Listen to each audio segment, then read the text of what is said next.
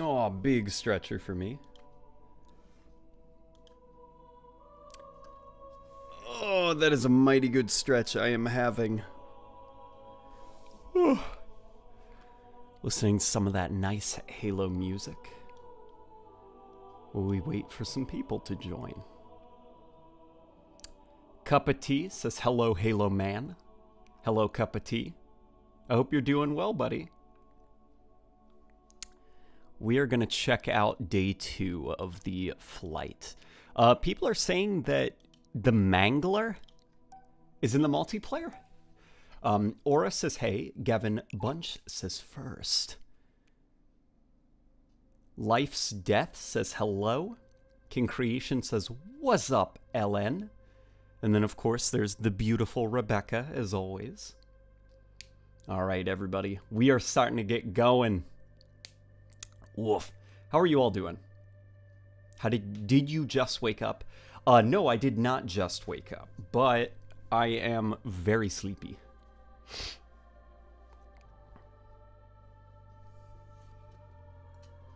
I'm staring currently at a can of Monster Energy to help me get going.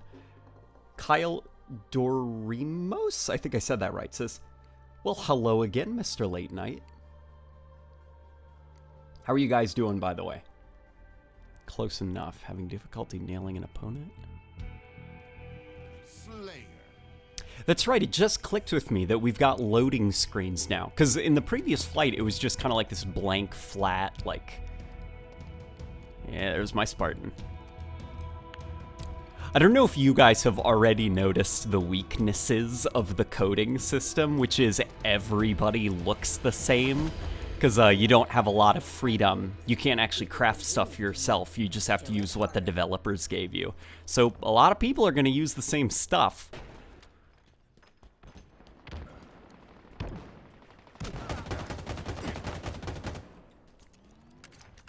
Here, let's go this way.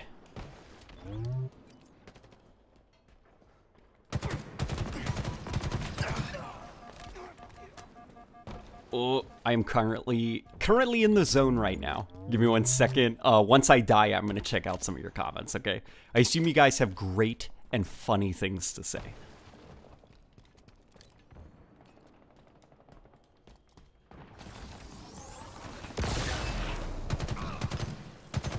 A fine shot. Ah, some people still aren't getting invited. That sucks. Ironic that I just watched some past Halo Infinite streams from you. Yeah, you know how it be. I did see some people on Twitter were saying that they're starting to get a bit bored. Which, yeah, there's not a lot you can do. Most of the maps so far that we've been playing are kind of all not that special. And the fact that they are the only maps we can play really hurts. Hopefully, the game at least has a bigger map lineup than Halo 5 did at launch. Just Andre says, I work a night shift, so I'm actually up way past my bedtime. Oh, man. What's it like working a night shift? I've actually never worked a night shift before. So, does it, like... How are you able to function during the day, I guess is my question. Or do you kind of have to semi-sacrifice aspects of your social life in order to you know, get those hours in the evening? Basically sleep during the day, work all night. Oh boy.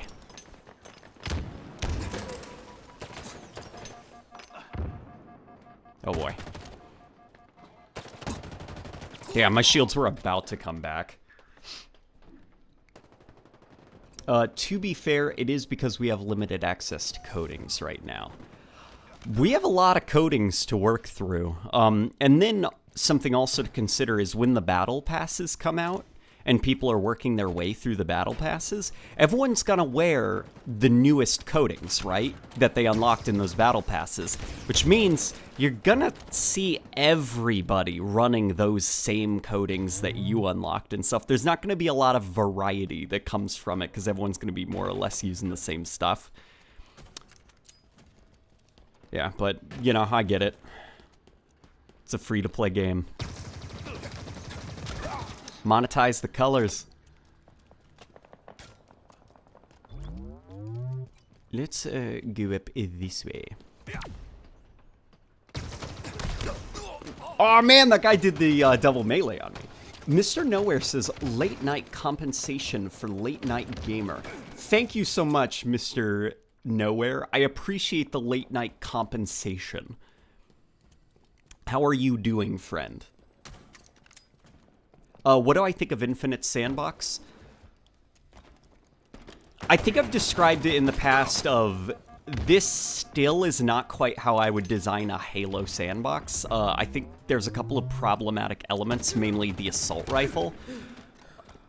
As well as like the lack of certain staples such as the shell loading shotgun, a plasma rifle equivalent.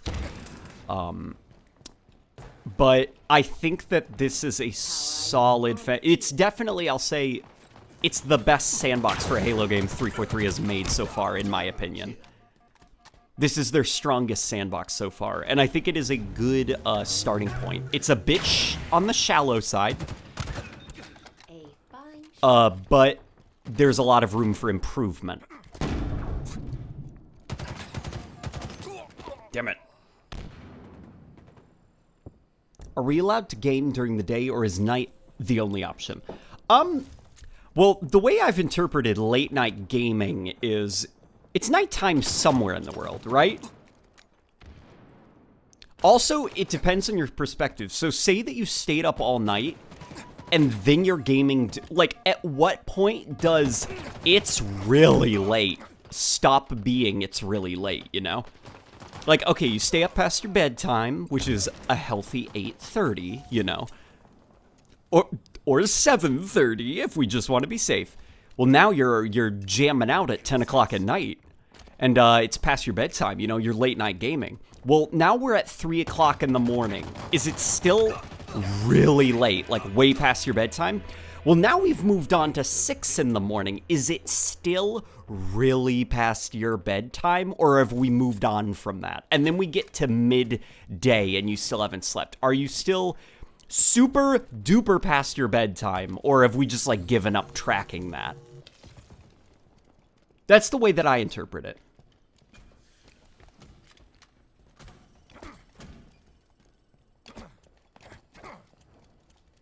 They simply need to add teammate collision. It's so weird to me that that's a change they made.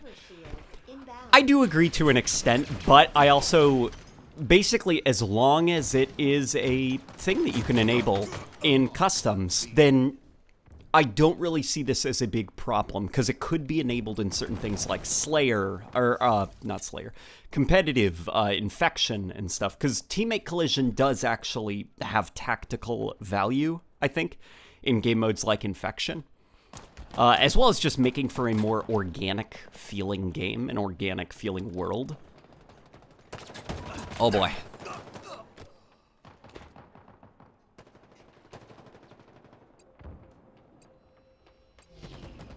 Do you think all Halo games deserve the mature rating? Oh, not all of them. I think it depends on what the game is trying to do.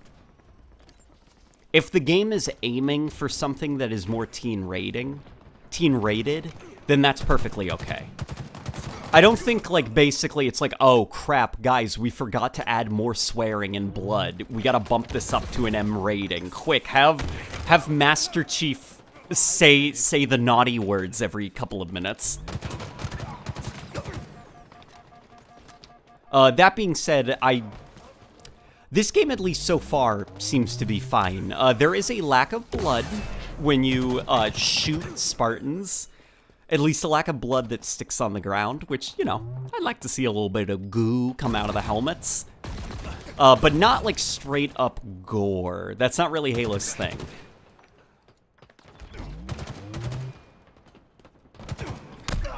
Killing spree. Killing spree. I play on max settings on PC, but still seem to experience blurry, jagged lines and textures. Wondering if that's just me. If in the event that it is just you, you should probably take screenshots and post them to the Halo support website, as well as the specs of your PC, like what exactly your PC is, because if it is specific to you, there's going to be other people who have your same PC like setup. And it's important that 343 sees what it is about your PC that's causing that bug. That way they can fix it before launch.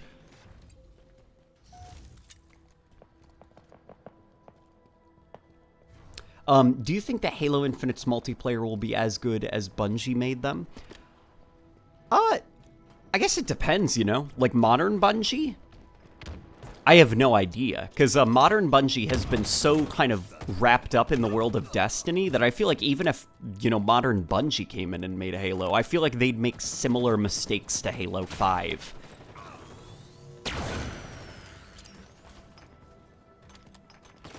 Like classic Halo 3 era Bungie, they could probably do a lot, like that kind of philosophy for sandbox design, but as for modern Bungie, no. I think 343, they seem to understand what classic Halo is, even if they can't quite get to it for a variety of reasons. Some of them be like investors pushing for a more Call of Duty / Destiny style of design.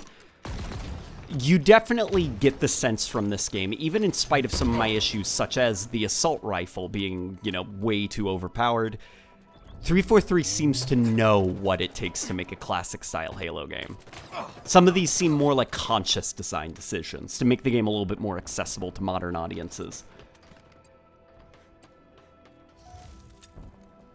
Where is Rebecca? She is currently working. I know I promised last night that we would stream.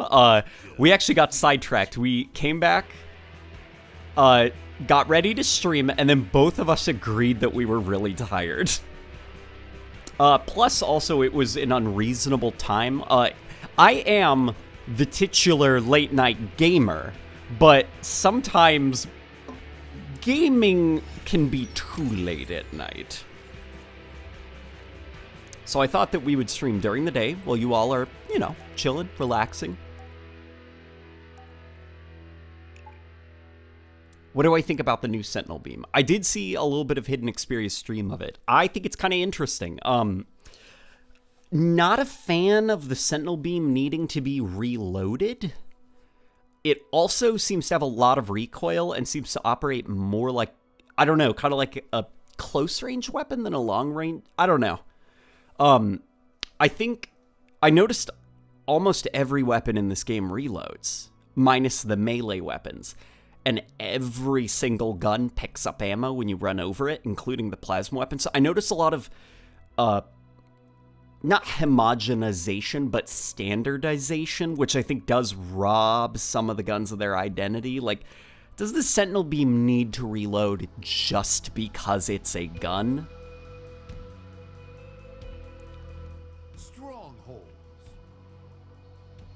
There are probably some people, though, that would say, oh, I like it. And it's like, okay.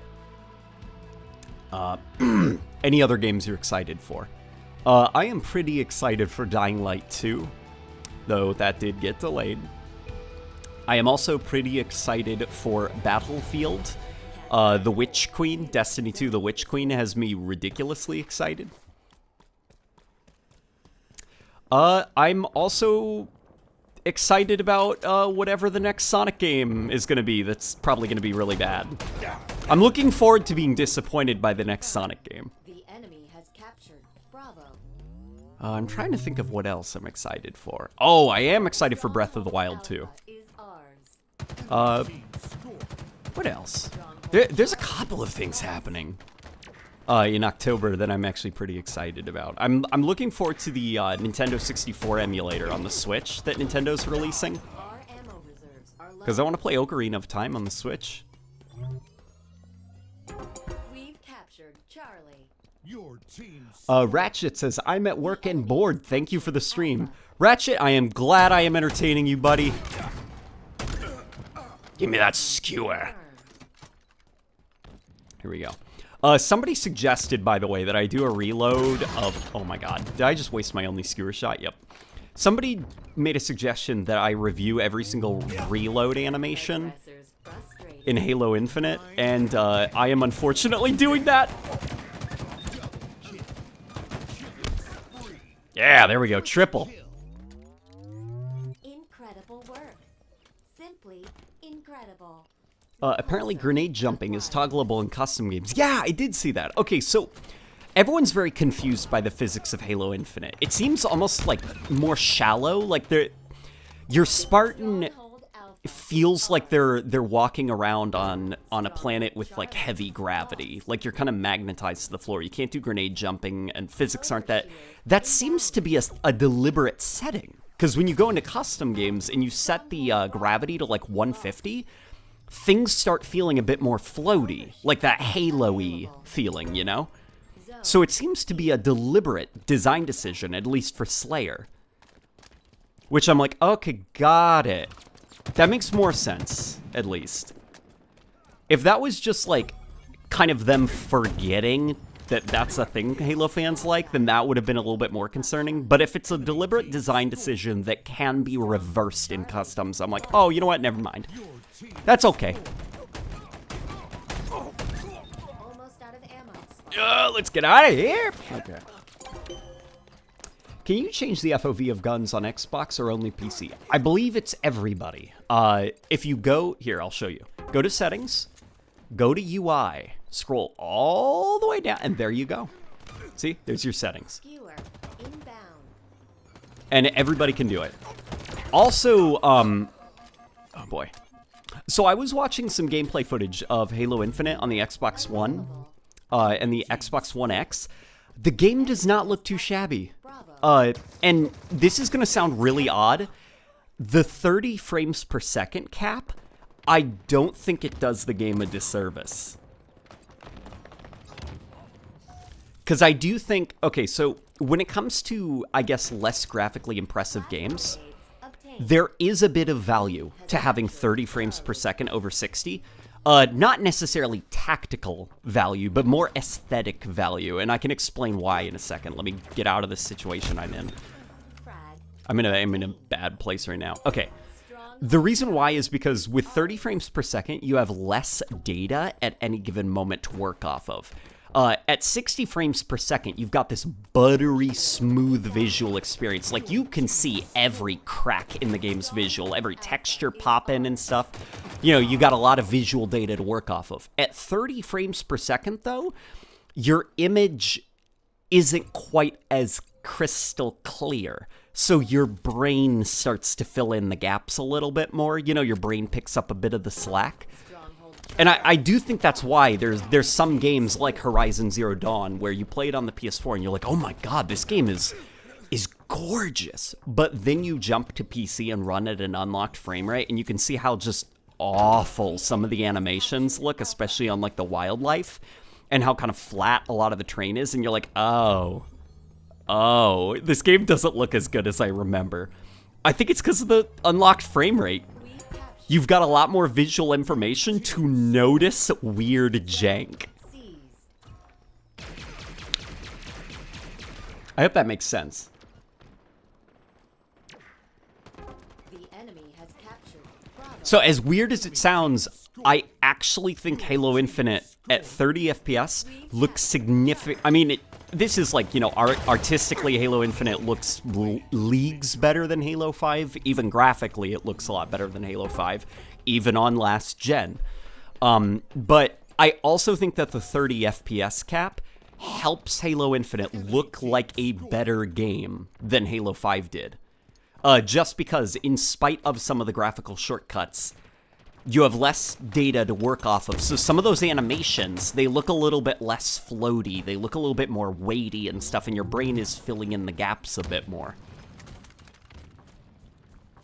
It's just something interesting. I've been trying to think of how to do a video on the topic, because obviously there are a lot of people that are like, gameplay first, gameplay comes first, and they won't quite understand the argument I'm making, which is, no, I agree, 60 FPS for an optimal gameplay experience, I agree, it is much better than 30 FPS, but what I'm talking about is aesthetic presentation. There is a bit of value to 30 FPS. That obviously you'd sacrifice tactical gameplay for the sake of visual presentation, but Your team's scoring. there we go. As a prime example, we've got Scythe in the comment. What the fuck? How is 30 FPS acceptable in any way? Like, you'd get comments kind of like that.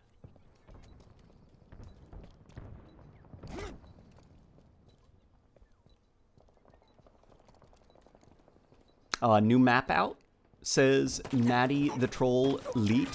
I don't know. We're still playing these, like, this. I'm so tired of this map. I really don't like this map.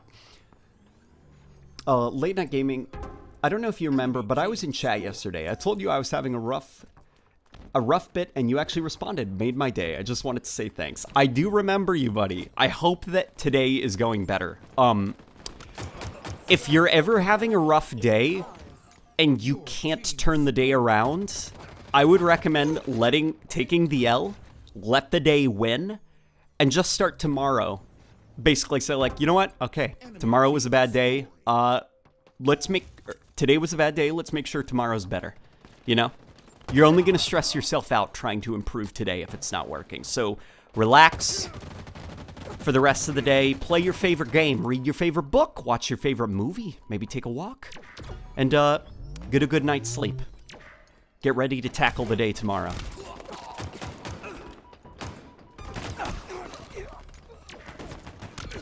I can't stand Bazaar in this game, says Zachary Wilkinson. Sir Halo says, I think the argument is easier to see 24 FPS in movies versus 60 FPS in movies. Yeah, I think that movies look astonishingly ugly at 48 FPS, let alone 60 FPS. Like, The Hobbit, I saw that movie at 48 FPS, and I thought it looked like it was like a joke. That movie, it was so ugly looking. Obviously, you cannot play games at 24 FPS. That is headache-inducing. But this is also something interesting to consider. For 30 FPS, if you have a refresh rate, so, okay, your gameplay monitor, if your monitor is 144 FPS, do not play a 30 FPS game on it. It's gonna look bad. You're gonna see bad frame pacing. It's not gonna separate the frames very well. But if you do something like 100, like, so set your monitor to 60 hertz or maybe 120 hertz, then you'll notice 30 FPS looks a little bit better. Yeah, like, so for my monitor, for example, when I play Horizon on PC, if I have my monitor's refresh rate set to 144 and lock Horizon on the PC to 30 FPS, it looks really bad. It looks really janky and jittery and stuttery. It feels laggy. But if I manually set my refresh rate to 60 hertz, then lock Horizon to 30 hertz, it looks a lot better. The frames are paced a lot better. Then I can turn on a bit of motion blur to smooth out those frames even more, and you know what? Horizon doesn't look too bad. I think it looks better than playing it at 144 hertz. So that's also something to consider. When you're playing a 30 FPS game and you think it looks super ugly, check out what the refresh rate of your display is. If your display isn't like a multiple of 30, then it may actually be unintentionally making that 30 FPS look uglier than it should be looking. Yeah, if any of you guys ever wanted a reason to hate me, there you go. I'm making a defense for the aesthetic of 30 FPS. And granted, it's an aesthetic that is born out of a limitation. Basically, it's your brain is adding to the look of the game.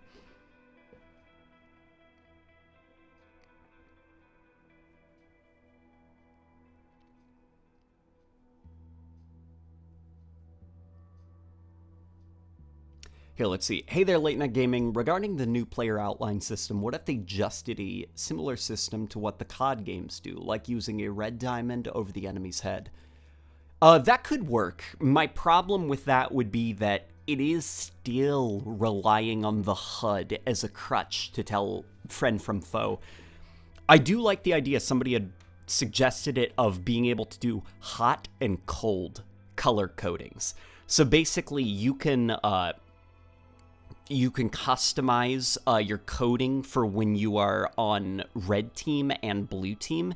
And it's like, you know, blue team can have like flames on them or electricity or like all these kinds of things. You know, you could have like magma if you're on the enemy team, like stuff like that. Capture the flag.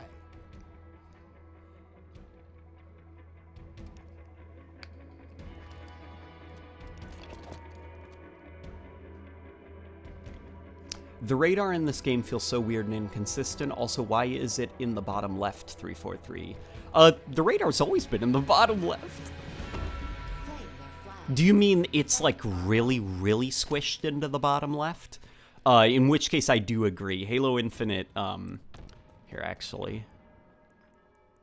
Vertical display margins. Let's get this HUD squished a bit closer to the center. There we go. This looks comical, okay? If you are laughing right now, then okay, I get it, but also consider that all of my tactical information will now be within my field of view. Because as of right now, this HUD just is not doing it for me. Too many rapid eye movements to see my tactical information compared to the old HUD where everything was neatly organized at the top of the screen. Here, let's go this way. I do wish I could enlarge in the,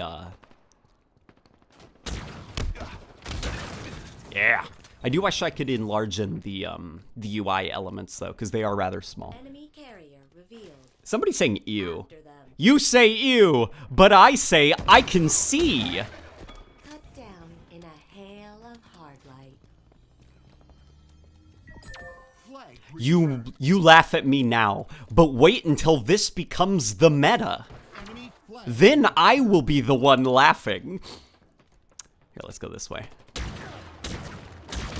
An ally with their flag.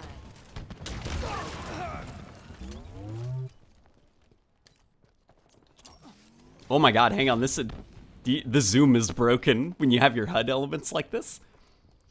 Olico donated $2 and gave me a mic emote.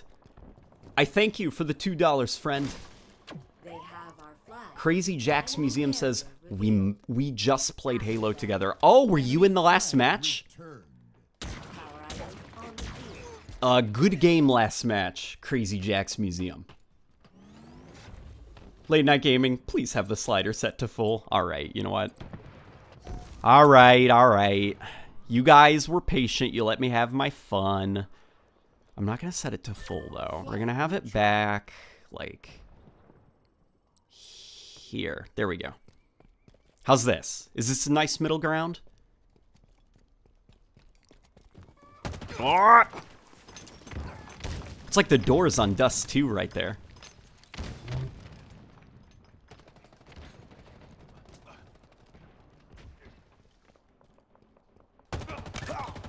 Yeah, you don't need a Magnum in this game. Just center the crosshair and hold the trigger till there's no more thing to shoot at. Yeah, the assault rifle I do think is a bit problematic in this game. Just because it's like... I heard someone describe it as...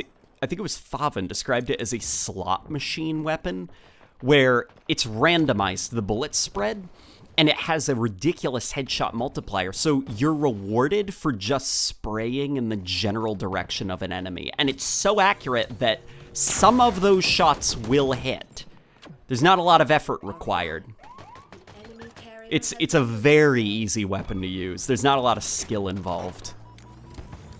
Flag returned. And it does kind of unintentionally add to that sweatiness.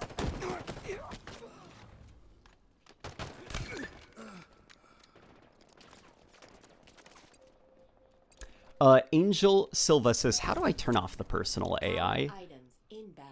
Unfortunately, there is no way to do it without also muting Jeff Steitzer. But you turn off voice.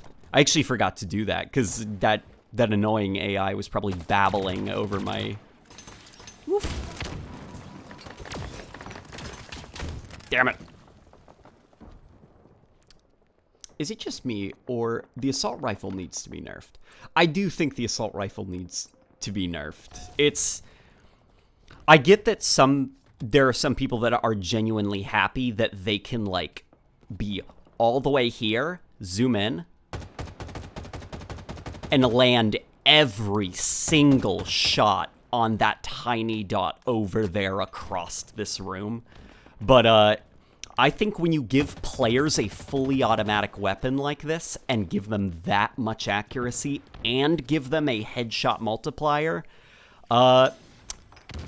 It's like, for all the complaints about BR starts and how sweaty it makes the game, why is the solution make the BR fully automatic? You know? Because that is essentially what this is. It's fully automatic BR starts.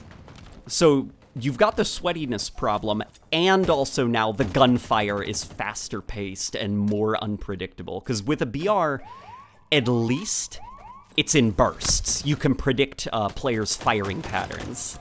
Not with the assault rifle, though. Taco Dealer says, do you think they'll drip feed iconic weapons and modes that should have been there day one to justify the live service and imply more content than there is?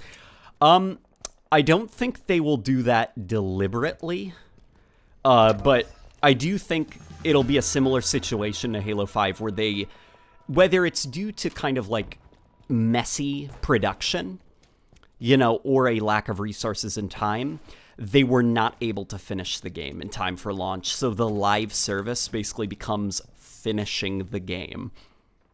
I wouldn't be surprised if Halo Infinite is kind of the case, because, you know, Halo Infinite is not doing the greatest job at hiding that it's having a pretty troubled production behind the scenes. That doesn't mean the game will be bad, because some of my favorite games ever were born out of, like, unbelievably sloppy production cycles. But Halo Infinite isn't doing the greatest job at hiding how messy things are behind the scenes. So I wouldn't be surprised if we do see a lot of content missing, and they have to, like, patch it in later.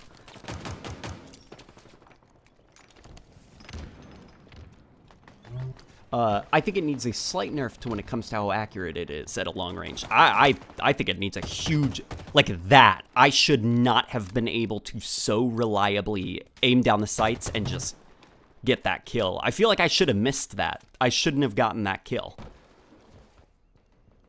If I wanted to hit that guy, I should have had to switch to my Magnum to land that shot.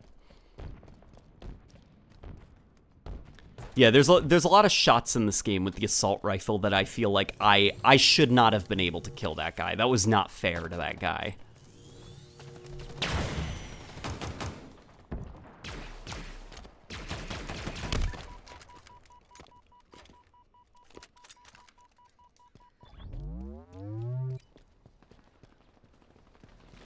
Have you played Titanfall 2? I have played Titanfall 2. I've done a whole video on Titanfall 2.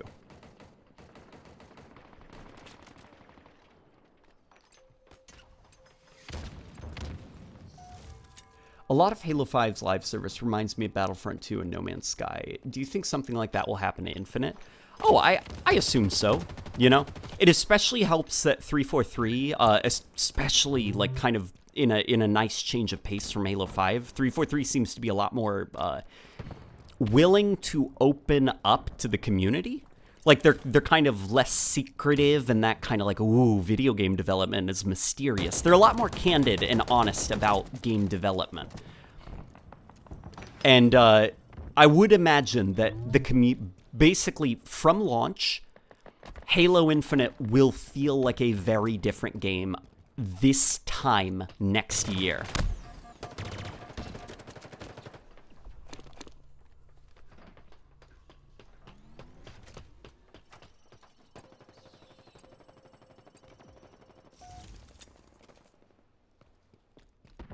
Late Night, what about removing the AR's headshot multiplier? I think that is a good start, removing the headshot multiplier from the assault rifle, because it is a long-range slot machine. There isn't a lot of skill involved with it. Some bullets will hit the head, some won't because of the spread. So you're essentially, like, you know, you're running a slot machine to see some hit, some don't. Doesn't matter, just hold the trigger. And sometimes you win the gamble. You win the slot machine and you get the kill. Sometimes you don't. And I don't think that's a healthy idea for a long-ranged weapon, let alone one that can't be de-scoped like the assault rifle.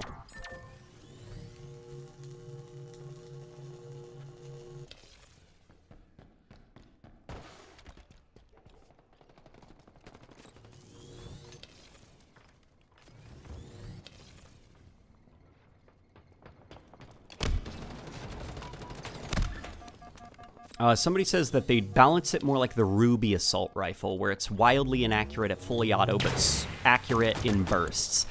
I actually don't like the Ruby assault rifle for the same reasons. Because...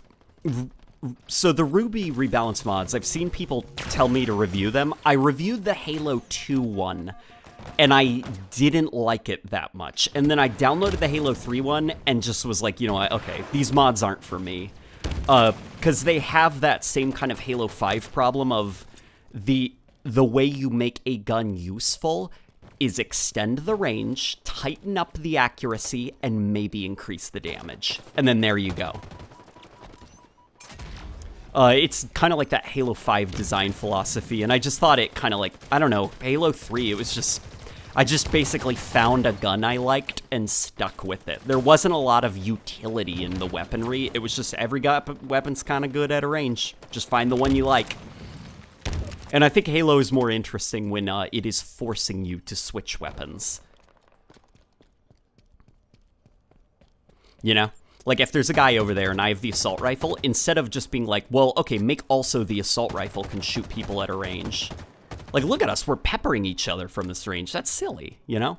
I should be forced to go find a ranged weapon.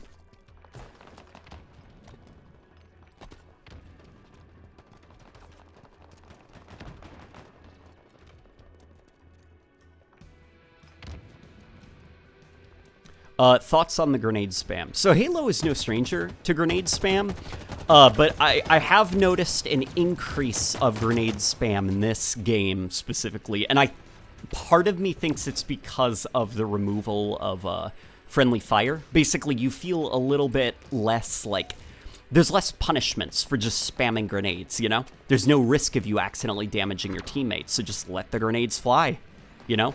All they're gonna do is hurt an enemy player. And if a friendly player's there, don't worry about it.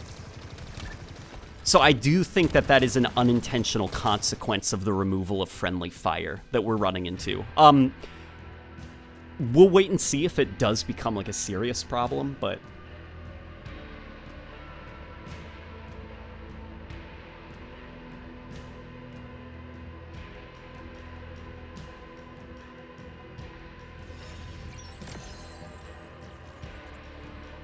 What is your opinion on the grenade animations and physics? I noticed that the explosions still seem a bit rough in Halo Infinite. They're better than the Halo 5 explosions in that they at least don't kind of look like a flat 2D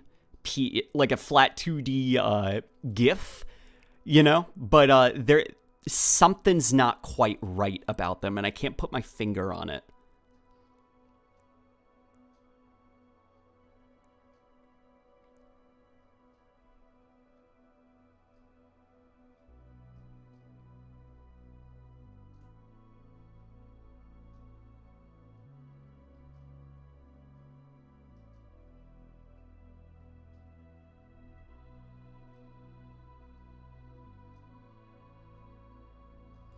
What are you hoping to see from the campaign in terms of marketing as we get closer to launch? I'm not quite sure, actually. I don't know if I don't really care too much about the marketing. I mean, because, like, I think, like, obviously fun trailers are fun, but, marketing is trying to sell you a game, and I'm already sold on the game, you know? I'm a Halo channel. I'm gonna buy it. So I don't really have a stake too much in the marketing. What I will say, though, is Halo Infinite, the campaign at least, is doing an unusually bad job at trying to convince people to buy it. They're being suspiciously secretive.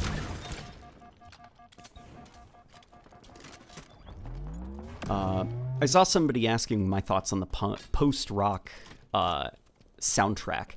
It's pretty cool. It's not really how I would do a Halo soundtrack, but it is very well implemented into the game. It is extremely good.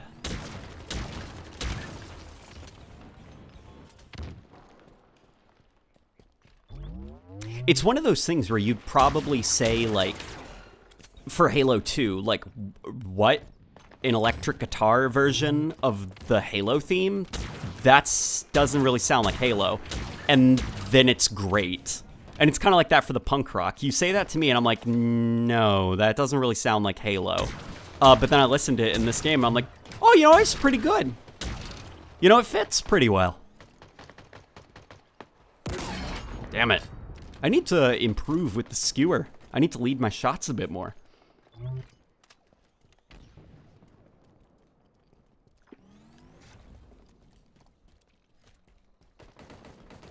Yeah, the soundtrack for Halo Infinite so far, it's pretty good so far. My heart will always belong to the original Halo trilogy, but Infinite is shaping up pretty well.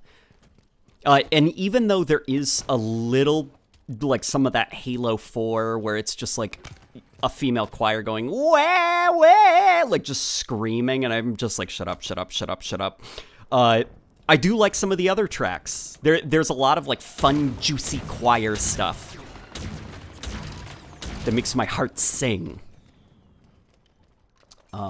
Plant Lord says, I feel like this feels more like a natural progression of after Halo 3 than 4 and 5 did. Yes, I will say that. For all of the... It actually reminds me a lot of, like... Okay, so Doom Eternal and Doom 2016 really don't play anything like classic Doom. Classic Doom was more of a labyrinth shooter where the idea is you're in a maze-like environment and you have to hunt for keycards and secrets to get out. And not secrets like Doom Eternal where it literally tells you where to go on your map. I mean, find a wall, just a random wall, and press the interact button and the wall opens up. Those kind of secrets. But what Doom 2016 and Doom Eternal are is they feel more like they are spiritually in dialogue with those classic Doom games. They are not classic Doom. They do not play like classic Doom. Mechanically, they are incredibly different, but spiritually, it does feel like it is in direct dialogue with those older titles. And that's kind of what Halo Infinite feels like. It does not play like a classic game, but it is clearly having dialogue with classic Halo games.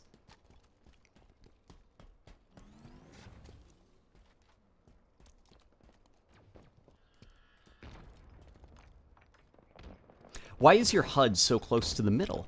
My HUD is so close to the middle, that way it's in my peripherals a little bit better. Because so consider my field of view. In order to, like, aim at a guy, in classic Halo, because all my tactical information, like my ammo count, my grenades, as well as, like, my weapons, and my health, they were all at the top of the screen. So if I'm in a fight, I'm already looking at an enemy, right? All I need to do is look up at my health bar, and my ammo and my grenades are in the peripherals of my vision. One quick glance of my eye, and I know everything about my inventory and health. In Halo Infinite, though, everything is in the corner of the screen. Health is at the top of the screen, ammo and grenades are at the bottom of the screen. So in order to do that, I have to first look up at my health bar, then drag my eyes all the way to the bottom right of the screen to get a look, and then kind of squint a little bit to see what my grenade situation is like, then look back up at the enemy. More eye movements in order to understand what my tactical situation is. So, in order to alleviate that problem, I have squished a lot of my HUD elements to be closer to where the enemy is going to be appearing on my screen. It's not ideal, it looks very ugly, but it is better than having the HUD so far away from the enemy. I hope that made sense. Hey, it's ya boy Steve, says Steve. Been trying to send a spurched about the nerfing issue for so long, but it's not working somehow. Just saying hi instead. Oh, hello, Steve. I'm not sure what a spurched is. Could you elaborate? Oh boy. I think I just killed myself. Yep. Tariq says this guy must be lazy. He said he has to drag his eyes from the top to the bottom of the screen. Tariq, I'll say this, okay? let's not insult people. But number 2, in a tactical shooter, okay, where split-second timing, like gunfights, the winner of a gunfight can be boiled down to a fraction of a second. Is it silly to say, in this game, it takes more time to figure out your tactical information than the previous game? Even if it's a fraction of a second, it is still slightly longer. Would you say that that is a silly complaint or it makes you lazy? I'd say that that is a valid, competitive piece of feedback.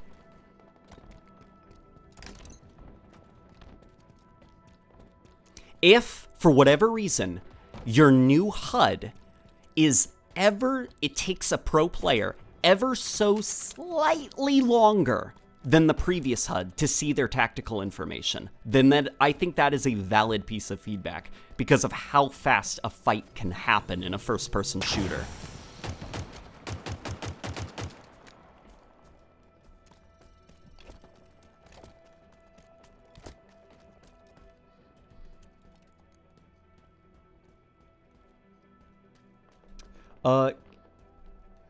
You have any thoughts about the Spartan movement sound? Someone says it doesn't sound like Halo, but it was a stupid argument I had with them, and I want your thoughts on it.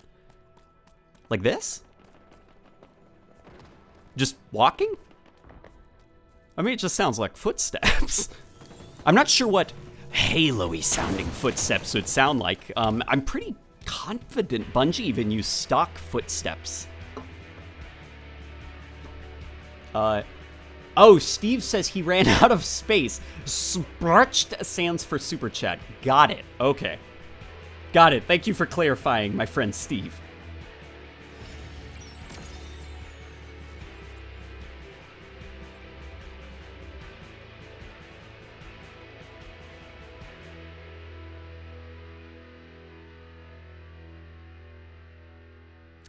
Even COD looked cartoony back when it was just how games looked in the early 2000s. Oh yeah, all games definitely had that like cartoony look that was super unintentional back in the day. It was just a symptom of, you know, how games looked. And Halo is kind of this interesting area where it's like its art style is so grounded in that old kind of low poly look, where it's like you kind of saw as Halo began to greeble itself up and actually use like basically like the improved hardware to just fit more detail into its designs, it started to kind of lose its identity. Call of Duty was always trying to strive for photorealism, where Halo was more trying to look for something kind of like anime-esque. Especially if you look at a lot of Shi Kai Wang's drawings during Combat Evolved and stuff. Halo was never aiming for photorealism. It always had a very specific style to it.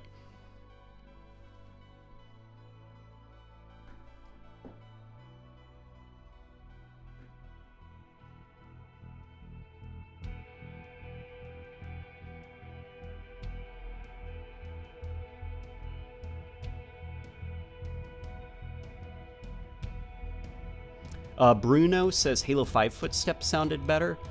I actually didn't like... So, okay, we're going to be petty for a second. I didn't like Halo 5's footsteps sound effect because they sounded like someone just, like, stirring a bowl of cereal. Like that... Like, as the foots... It's very hard to explain, but during the Halo 5 beta back in 2014, somebody shared a video on Twitter where it was a Spartan running around Truth, and it's just that click clack of the feet, and then he took a bowl of Cheerios and just started to dip the spoon in and out of the Cheerios, and it made the exact same click clack sound. And so now when I play Halo 5, I'm like, it just sounds like someone's stirring a bowl of Cheerios when you run. How do I turn off the personal AI? All you have to do is go to settings and mute voice. Unfortunately, that also mutes Jeff Steitzer, but it's the current way to mute the personal AI. I do hope 343 gives us a way to mute that personal AI, because if it is a personal AI that we want to work alongside, I do think that it is valuable for players to have ways to customize it into somebody that they do want to work alongside. And if that means muting them, I do think that that's important, you know? You don't want to be fighting with somebody who's constantly annoying the hell out of you, you know? That's just going to make you quit the game. You're going to be like, oh, no, I don't want to play Halo. That's that game where that annoying cartoon voice is constantly babbling.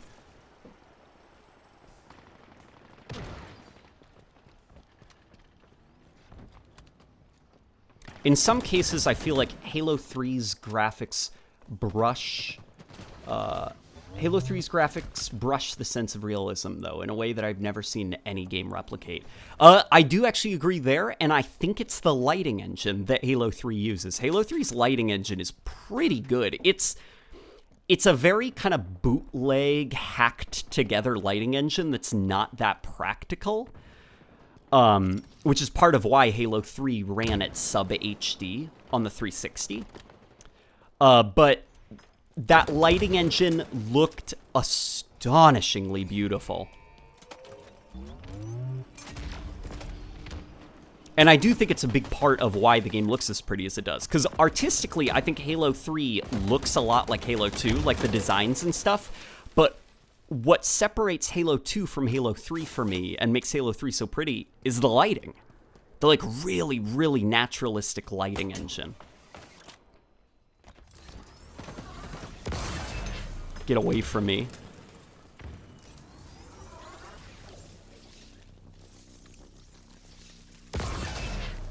We're gonna lace down some fire in that hallway, make sure nobody comes up behind me. Here, let's see if we can... Woohoo! Ah! Damn it. That was a bad play on my part. Chaos Reaper donates $5.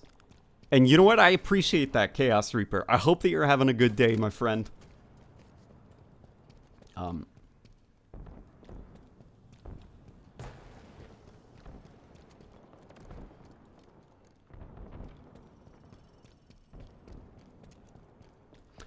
Do you have any tips for multiplayer in every match? I've been in, and I feel singled out instantly and targeted by everything. It feels like I weigh the entire team down because of it. That is a good piece of feedback, to be honest. That you feel kind of like there's no room to breathe in Halo Infinite's multiplayer. There have been people saying that Halo Infinite's multiplayer feels unintentionally sweaty. I think some of it is definitely due to how powerful the assault rifle is. It is, you know... They've essentially given players a gun that is even better than the battle rifle as a starting precision weapon, and it's... Yeah, look at that. I was firing at him fully auto from a distance. He was spraying me with a pistol, and we both took down our shields at the same time. I don't think that should have been fair. He was at a distance where his Magnum should have had an advantage over my assault rifle.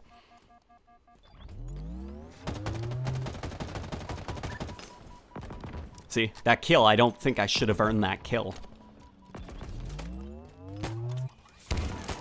But it's okay. The assault rifle gives me free kills, so I'll take them.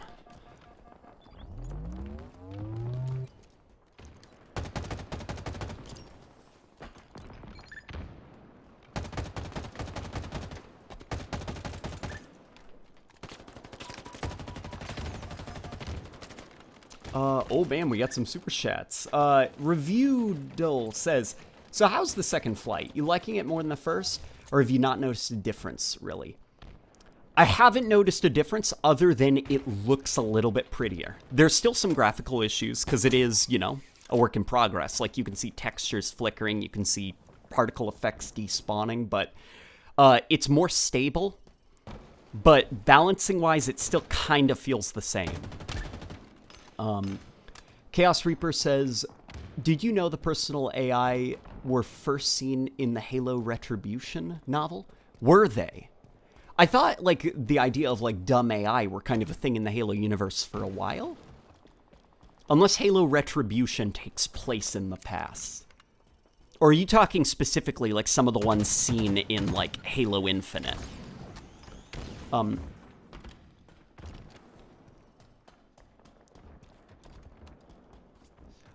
Steve says, sorry, had to share, but I just realized seeing what the arsenal of a new Halo entry is like feels akin to finding out a fighting games roster. Wow, that's actually a really good comparison.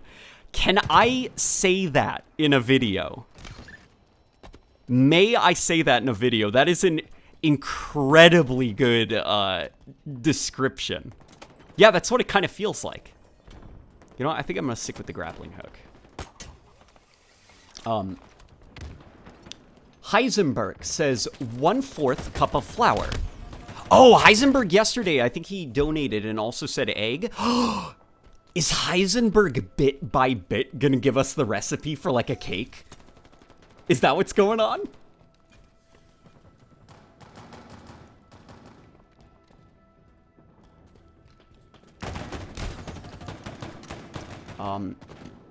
Any chance we'll see a video evaluating Halo Infinite's explosions either during the flight or post-launch?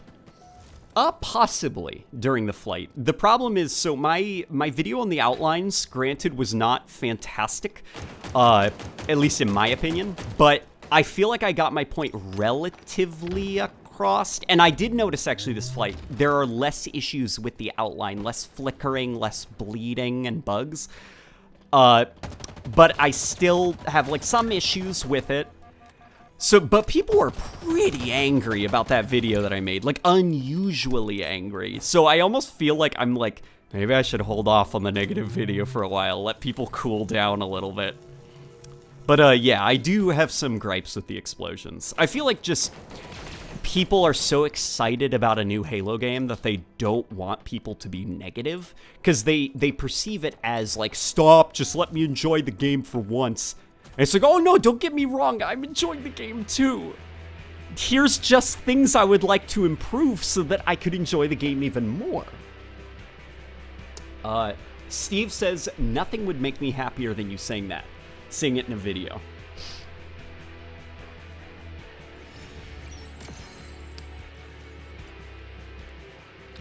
Jesse, we need to cook cake, says Dylan Judd Manalastis. I hope I said that right. Kevin Cho says, oh, the shield recharge sound is still beautiful. Yeah, it's a nice sound, isn't it? Something that I really like about the energy shield, I don't think I've said this in the past before, but I like that the shield sounds slightly magnetic. Because the way I interpreted it as a kid was when Chief steps into the shield recharge chamber, I picture it kind of like a self-sustaining battery of sorts, where it's kind of like this perpetually self-generating thing that you need to charge up. So it's like the shield is off by default, and in order to activate it, they have to zap Chief's armor or have Chief caught in a chemical or like energy reaction that generates this sustained energy shield around him. And that's why when you step into the chamber, that thing starts spinning around. Chief's caught in the center of it, and then whoom, like this magnetic field is generated around Chief's armor and like magnetizes to him. And that's why then the next thing they do in Combat Evolved is they instantly bring the shields down by damaging them, and they just regenerate. They pop back up like the field was established. The shields are online. The thing is repairing itself now. Like, all right, Chief, you're free to move around. And I like that the energy shield is that whoop. That was a terrible impression of it, but you get my vibe. Plant Lord says, should there be a game type where everyone has a grappling hook? Yeah, why not? Could you imagine how fun a game type where everyone has swords and a hook would be? It would be a lot of fun. Mr. Rafflecopter says, I always appreciate your opinions, especially the negative ones. It's hard to watch Xperia or Actman because they're way too fanboyish. I wouldn't say they're fanboyish. I'd say, like, if they are genuinely enjoying the game that much, then that's okay, you know? And I do think that there is value in that, because a lot of my opinions are incredibly specific, you know? They're to the point that some would probably even call them nitpicky. I saw you up there, buddy. You weren't fooling it. Oh. I didn't see that guy. I'll be honest. I saw the other guy. I didn't see him. But a lot of my opinions are very specific. So balancing that out with, I guess, more of like a general fan who's like, man, I just think this game's fun. I think that is value. Because I would make an awful video game if I was the only person designing it. It's good to have a variety of perspectives. Zimzilla says, have you done the custom games glitch and played the unreleased weapons like the Disruptor, Energy Sword, Mangler, etc.? I have seen the glitch. I have not actually done it yet because that requires a console, and just for the sake of, like, simplicity on my part, I am only opted into flighting for PC, so I don't have access to a second account. And if I did, that would require interacting with people, and I'm a little bit tapped out on social interactions for now, you know? I am a bit on the introverted side. Not antisocial, just introverted. So, you know, I'm a little bit tired. Like this flight, you know, it's a stressful time. Lots of work is being done. So I don't really have the energy right now for engaging with people socially. I only reserve social energy for Rebecca, because she is the most important person in my life. But once things cool down a little bit, maybe I'll see if some friends want to do the glitch with me. But as of right now, I'm kind of enjoying the me time, you know? Yeah, double kill. Cody Hawk says, my aim sucks. I can't seem to hit a scarab from the inside. Any suggestions on how to improve aim? So Cody, I'm having no issues aiming, but there are people reporting some weird stuff. Like, they're saying that they can't feel aim assist, so it honestly might not be you, buddy. If you're having issues aiming, other people are having issues too, all right?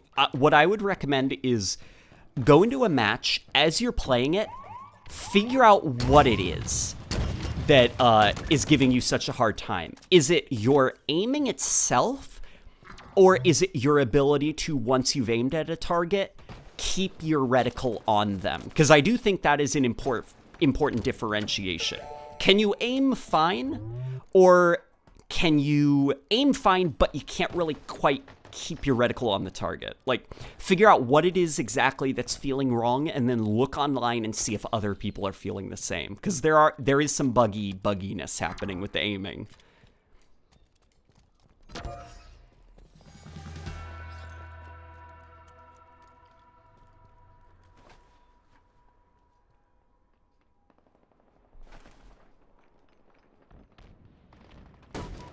Ah! I've been getting so bored of Infinite that I can only play for about 30 minutes without getting bored. Yeah. Yeah, you know, it is a little bit boring. We've been playing the same 3 maps with the same set of weapons.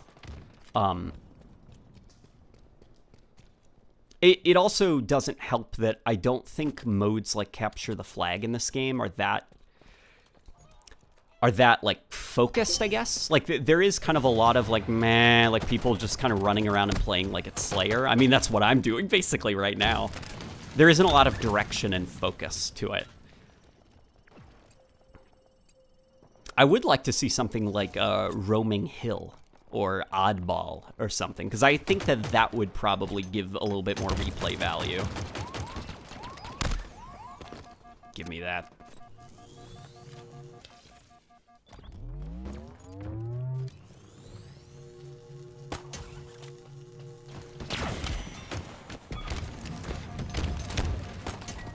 Damn it! Okay. What are your thought rifles? What are your thought rifles? Man, that was the most condensed sentence I've ever said. What are your thoughts on the shock rifles interactions with weapons on the floor? I think it has potential for really cool custom games. Oh, okay. Yeah, so this video was shared around on Twitter, and it seems that like the shock rifle, the electricity if you zap a weapon on the floor, it'll arc to metal weapons. Like the electricity will magnetize to them, and you can create almost like an electrical grid on the floor if you have like just a ton of weapons on the ground. I hope to God that that is not a glitch, because if it does arc to like just weapons and stuff laying on the ground, that is really cool. Let's grab this thing.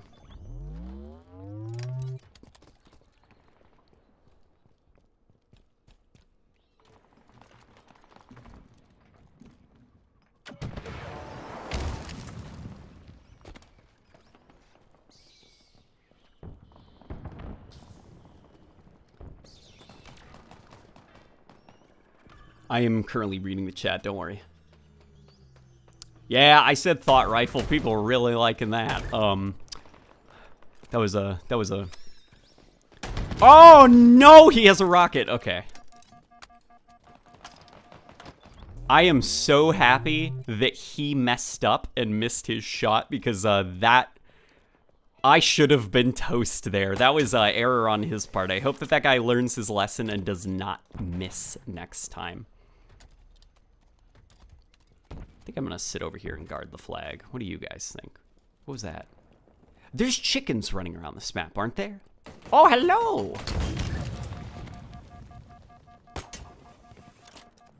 There we go. That was a bit of a waste of the grappling hook, but you know what? It's okay.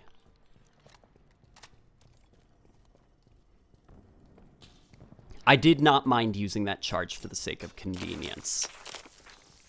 Hello, friend. This is my flag. What are your thoughts on the Bulldog? I don't have a lot of thoughts. The Bulldog isn't... It's not that special. It's just the shotgun, but way easier to use. What made the shotgun very complex was kind of the slow fire rate, and the fact that you had to manually reload each shell. And this thing has a really fast fire rate, and you just reload with a clip. So it took the difficulty and the learning curve out of the shotgun. It's just an easy shotgun to use. So, you know, I don't really have many thoughts outside of, yeah, it's pretty easy to use. Which, granted, I do have that problem with a couple of guns in this, like the assault rifle, where it's just... The assault rifle's really easy to get kills with. The Bulldog, really, really easy to get kills with. There isn't a lot of, because of these weapons kind of being as ridiculous as they are, and plentiful as they are, I don't think that there's a lot of room for some of the more mechanically complex weapons, like the pulse carbine, like the plasma pistol and stuff, to really shine. It's kind of like that Halo 5 problem, where if you have too many utility weapons that are the gun you pick up to get the killing sprees with, you create a lethality economy. And if a weapon does not have enough lethality, it's avoided, and you start to gravitate more towards the hyper-lethal weapons. So for all the issues with, you know, people not liking the BR, at least the BR was the hyper-lethal weapon. Outside of that, there was room for other weapons to shine and be a little bit different. In this game, there is a bit too many battle rifle type lethal weapons.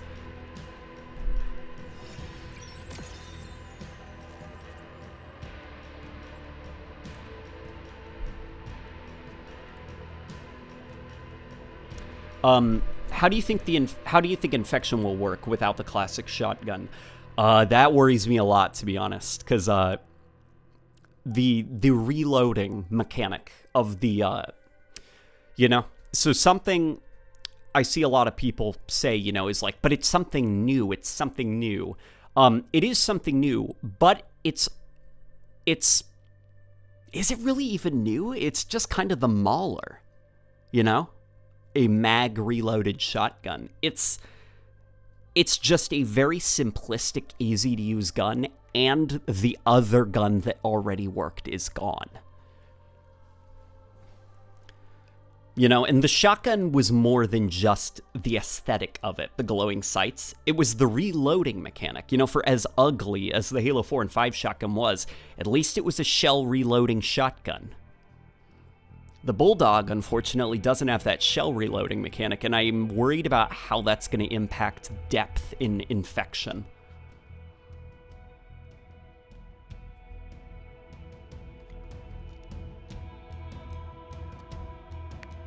Late night gaming, which gun would you go for? The pulse rifle or the commando? Oh, the commando, easily. Because the commando kills people faster. The pulse carbine, when I called it mechanically complex or interesting, I didn't mean it was good.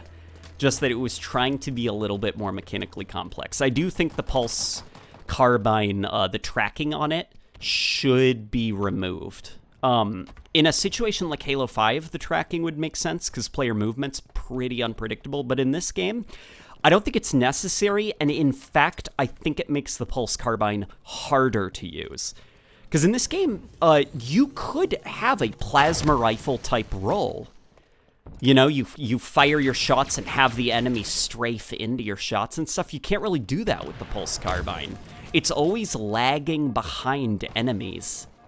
And because this game is, you know, kind of dominated a bit by a lethality economy, you want to avoid it. It doesn't kill nearly as fast. Just go for the guns that kill good.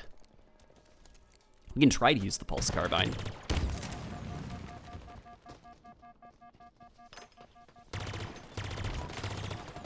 Yeah, see?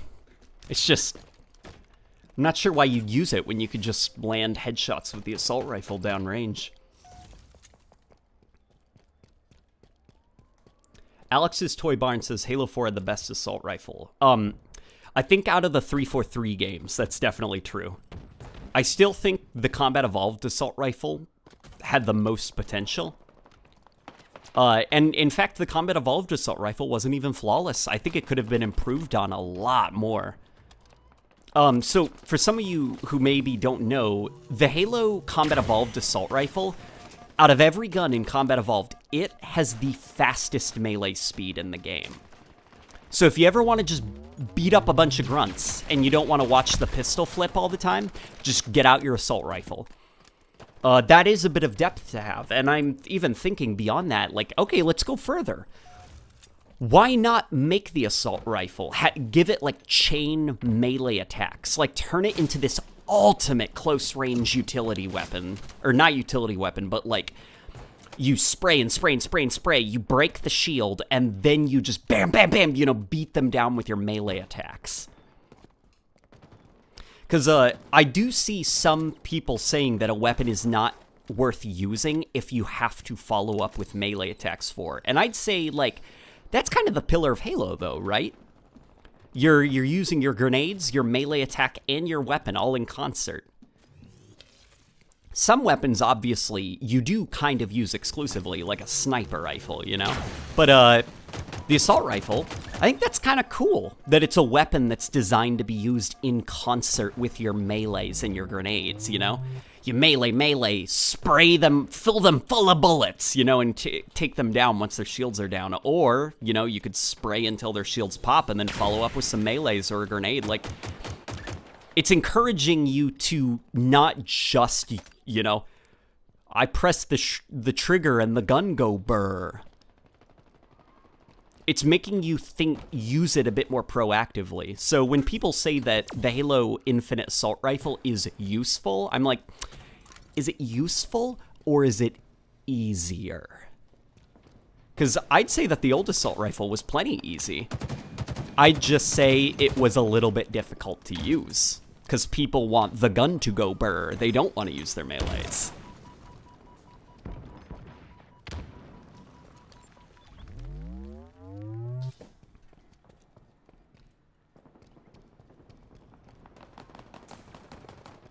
BR is a mistake. Nothing but a cult with that weapon.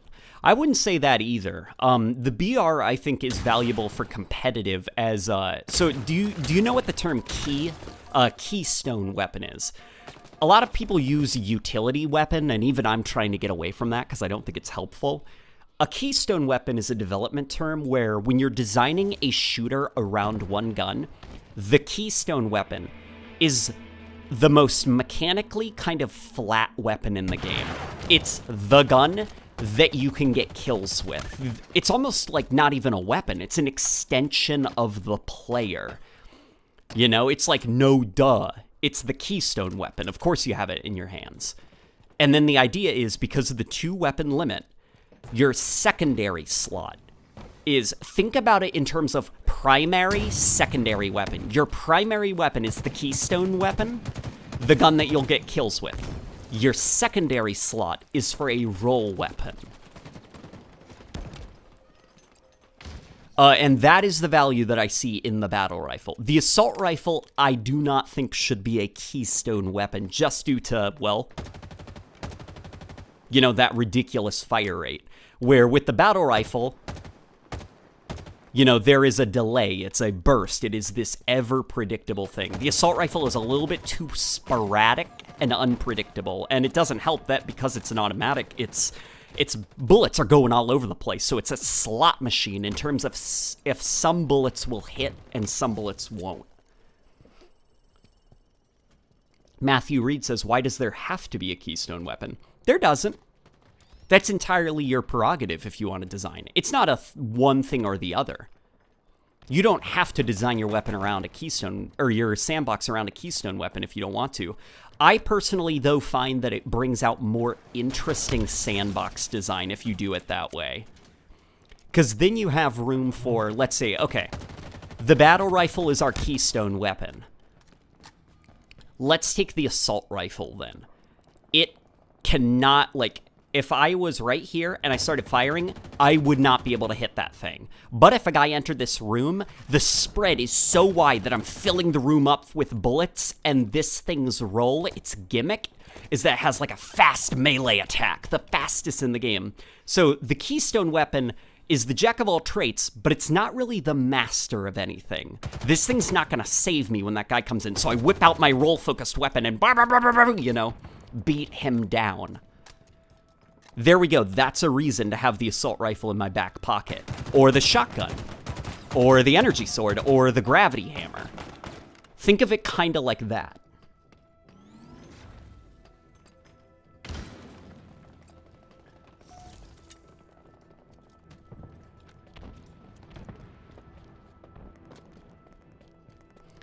And remember, so in Halo Combat Evolved, I think it was the closest game to really embracing that kind of design philosophy, and it was completely by accident. They accidentally buffed the Magnum before launch, and it unintentionally created a really interesting idea of balancing your game around one weapon. And they never really approached it after that. They tried a bit with Halo 2, but that sandbox had so many ideas, some worked, some didn't, that I don't think it was quite as focused. And then they kind of gave up with Halo 3. No Halo game, I think, has truly achieved what that could be like. We're talking like a Doom Eternal levels of wacky silliness, you know?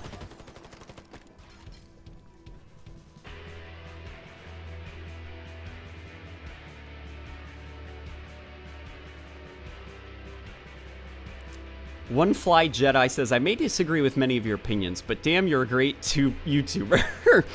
I appreciate that you understand what I'm saying, even if you don't necessarily agree with yourself. Keystone Weapon makes it seem as if you are locked into something by design. Are you locked into something by design if that is the extension of you as a player? Like, basically, I wouldn't say that you're locked into anything.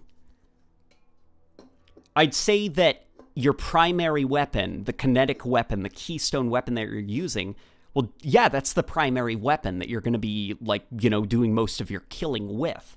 But whatever you're going to have in your secondary slot for the correct situations, that's a bit of where the depth comes from. The weapons and the gadgets that people pull out of their pocket while they're firing at each other.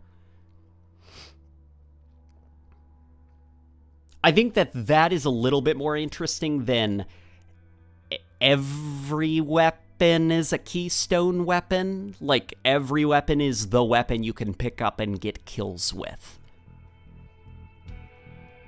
You know, it's less about, like, designing the sandbox around this one specific weapon, and everything else is this interesting, mechanically complex role-based weapon, and it's more about what makes a weapon special is its range, its fire rate, and the type of damage it does, you know? The assault rifle's special because it kills at this range. The SMG is special because it kills at close range. Like, that's not that interesting to me in terms of sandbox design. Jesus Man says, I'm sending you $5 just because of how perfect your take on weapon rolls is. Good job, man. Oh, I appreciate it. I'm glad somebody understood what I was trying to say. But I do get, for some people, they enjoy at least, like, the aesthetic. Like, they care a little bit less about the mechanics of the game, and they care more about, like, the aesthetic. Like, they're like, but I like the way the assault rifle looks. I want to be able to have that be the weapon that I use to get most of my kills with. And I do understand that. I do think that there is value in saying, I don't really care much about the mechanics and the balancing. I just like the way the assault rifle looks. You know? Because this thing does look pretty cool.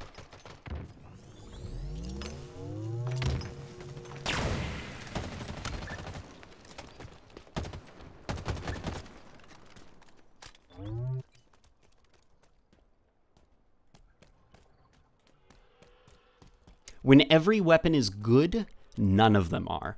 Yeah, basically. Weapons stop being special when you make literally every weapon the gun that you can get the kills with. I think of it kind of like in Halo 5. You know what was really bizarre to me in Halo 5? How boring it was finding a rocket launcher. Just how not that special it was in the campaign when you stumble upon a rocket launcher. You know, it's kind of like, I'm fine with my assault rifle. In Combat Evolved, when you found a rocket launcher, that was a pretty big deal. I think that when you design stuff like that, like, just let one gun be the jack of all trades. Then you can have other weapons be hyper-exaggerated forms of themselves. They don't need to really worry about being the gun that you just fire at a range and get a lot of kills with. They can be super bizarre and unique, like this ridiculous overpowered rocket launcher. Oh boy, oh boy. You could have your assault rifle that fills up a hallway full of lead and has really fast melee speed. Like, no Magnum can stand toe-to-toe with the assault rifle in close quarters. Unless you're on the MCC, in which case the netcode is dropping a lot of your shots and making the assault rifle spread way too much. Did you know that on the Master Chief Collection, the logic for weapon spread is tied to the frame rate? So the higher your frame rate, the more spread it has. Even on the Xbox One, your assault rifle spreads a bit too much. The optimal way to play it is locking it at 30 on PC. That way your assault rifle isn't, like, going bananas with its spread. Mr. Rafflecopter says, I think you missed my last chat, but that's okay. What are your biggest pros and cons for Infinite? Thoughts on the progression system, or lack thereof? I will say, I have not been keeping track of the progression system, and I've been ranking up. So it is entirely possible that a lot of my concerns are not well-founded. And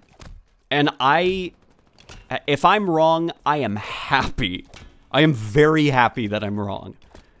That being said, I do worry a bit about locking XP exclusively to progression, because that is a thing in the developer's control. It is their prerogative if they want to start introducing, like, more play 3 capture the flag matches in Big Team Battle, which is less about your performance in a game, and it's more about just wasting your time. Like, but Big Team Battle, that takes like 15 minutes. I have to put in 45 minutes just to get this XP thing, when I could play just a couple of matches and get some XP that way, you know, in Halo 4 or Halo Reach. Here, let's actually back up a little bit. I have a feeling I'm about to be killed. Yeah, there we go. All right, let's read some of these. opinion on infinite sniper reload animation. It's a little bit on the stiff side, but it's not bad. Just a little bit stiff. And Steve says, why one keystone versus all keystone weapon? Just have none be hyper lethal outside of a specific rock, paper, scissors designed roll.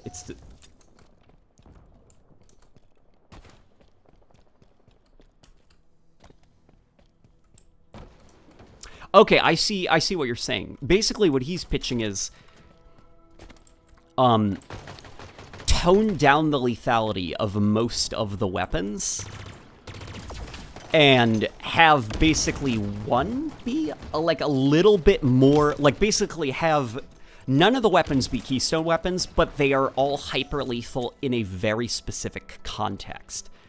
I see that, but I'd say that's more that like kind of Unreal Tournament style of game design. Because of the speed of that game. You know what is a game that did try to not have a keystone weapon? I'd say it was, bizarrely enough, it was Halo Reach. You know, granted, Halo Reach is a bit of a DMR fest, but I think that on MCC is actually because of the title update, which MCC runs on. And I do not think Reach plays well with the title update, because the pros have issues with the way Reach plays, but the title update is essentially a mod for the base game. Its weapons are behaving not in the way the developers intended. And I do think that title update Reach does not play quite right. You know? Base Halo Reach wasn't quite as DMR spammy as it is on MCC.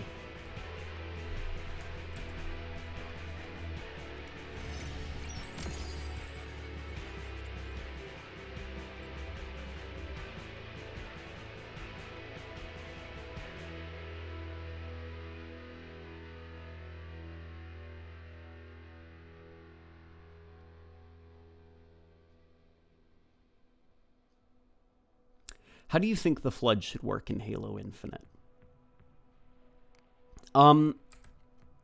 Like, if they're going to be in Halo Infinite, or if they were, how should they work? I'm not entirely sure how I would do the Flood. I'd honestly just do them the way Halo 3 did them, but more. The idea is, it's like their namesake, the Flood. Have it be like this kind of like tidal wave, like overwhelming amounts of enemies. Like, could you imagine, you know, the kind of like cluster of those little infection forms, like the spiders, the Flood spiders that are crawling towards you? Imagine that, but bump that up even more with next-gen technology. You could have hundreds of them. You could have like just, you can't even see the floor. In a room there are so many, and they're all just flowing like liquid through the doors trying to get to you. That's the way I would balance the Flood. Have them be brittle as paper, but they take you down by basically overwhelming you. Todd Howard Sr. says, I feel like I can only play this game for 30 minutes due to sensory stimuli overload. There's too much unnecessary visual and audio information happening. Classic Halo is better in that regard. I do agree there. This game is like a... It's like I can see my guys all through the walls. That guy's glowing. I've got, oh my god, my HUD is all over the place on my screen. Like, shields are glowing these different colors. There's like these power-up spawns that are on my, like... It does get a little bit overwhelming. I do wish I could turn off some of these UI elements. I actually think I can. Hang on. Show friendly names. Like, let's get those off. Let's do service tag. Okay, that's a little bit cleaner. At least now I don't have, like, entire paragraphs above every player's head. Yeah, Infinite does have a little bit of, like, that HUD clutter where I'm almost like, get out of the way! Like, I can't see through all the glowing neon HUD goo.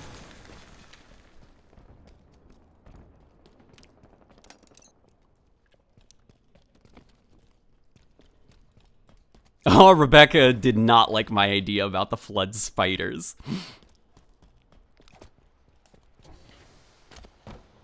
Let's get this hammer. Monkey hammer. Oh, guys, Rebecca, she is a super fan of the brutes, which shocked me because when I was introducing her to Halo, I was terrified that she was going to be like a monkey. Really? Like, you fight monkeys in this game. Is this a joke? But she loves the brutes to the point where I almost wonder if she likes brutes more than she likes grunts. Her reaction to the brutes was very funny. She currently has one of my brute action figures from Halo Infinite. She stole it, and she's made like a mini shrine to it. She's a big fan of Craig. Monkey. Yeah, so we're even more excited now about Halo Infinite because monkey.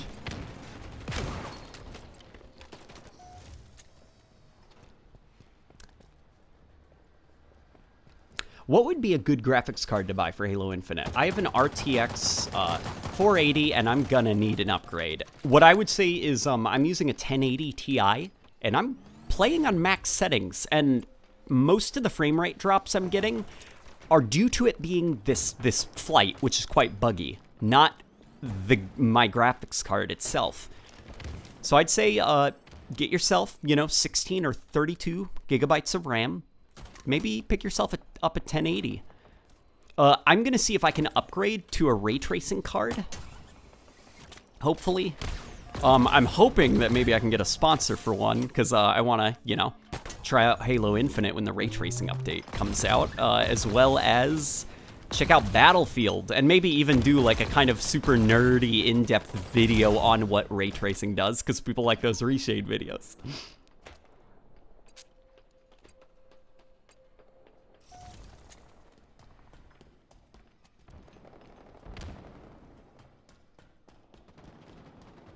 Yes, Rebecca very much likes Craig. She is a mega fan of Craig. I showed her the infamous Halo Infinite demo, where the graphics looked like mashed potato that someone drew smiley faces on. And she was like, "Where's Craig? Where's Craig?" And I was like, "He's coming. He's coming." And then like those drop pods landed, and she was like, an arrival fit for a king. Like, she was very impressed with the drop pod. It was almost like the game was rolling out the red carpet for Craig. And we paused right when Craig showed up. And she was like, "Ooh, monkey." She was very happy with the cinematic introduction of Craig. And it is funny, in retrospect, that demo, seeing those drop pods come down and the brutes all yelling. It was like the game was rolling out the red carpet, getting us prepared. Taco Dealer says, "I hate the 2 and 3 are BR-only zones where other non-power weapons are overshadowed. In Reach 4 and 5, at least my deaths are varied in what shot me." I'd say that is more a failing of the Halo 2 and 3 sandbox than it is the battle rifle as a weapon. And I'd say in Reach 4 and 5, the reason that you're getting killed by so many things, and that's really the extent of what the sandbox can do, it can just kill you. That's the only way it can interact with you. That's a sign of weakness. Steve says, "Talking about brutes, are you excited for them? I feel that the concept of them has never been really given justice, so there's a lot of opportunity." Yeah, the brutes have always been silly. I feel like Halo 3 was the closest. It had that really cool art style for them, like giving them those kind of like samurai helmets and stuff like that. In Halo 2, I really don't like the Halo 2 brutes. I think they look like Wookiees. I think they look very comical, and Sheik Kai Wang, the artist at Bungie, who worked on Halo Combat Evolved in 2, said recently on Twitter that he is still humiliated by how the Halo 2 brutes turned out, and that he thinks Halo 3 fixed a lot of their unintentional silliness. So I don't know, maybe Rebecca would really like the Halo 2 brutes, because they look the funniest.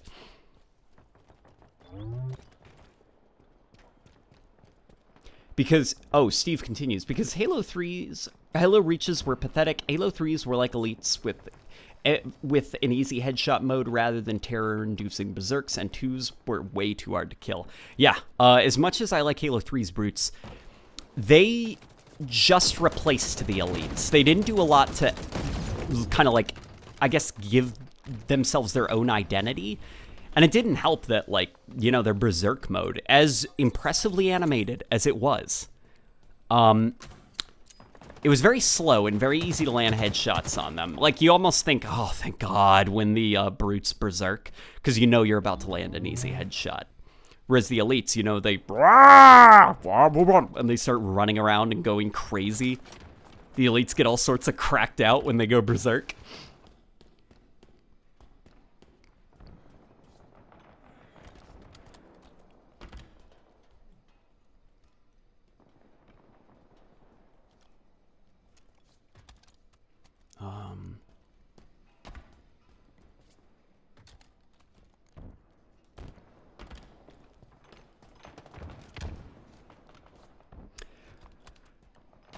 Colby Bocher says, proof that it's the sandbox, not the BR, is that the Infinite BR is the same time to kill as Halo 3's, and it's fine. Yeah, exactly.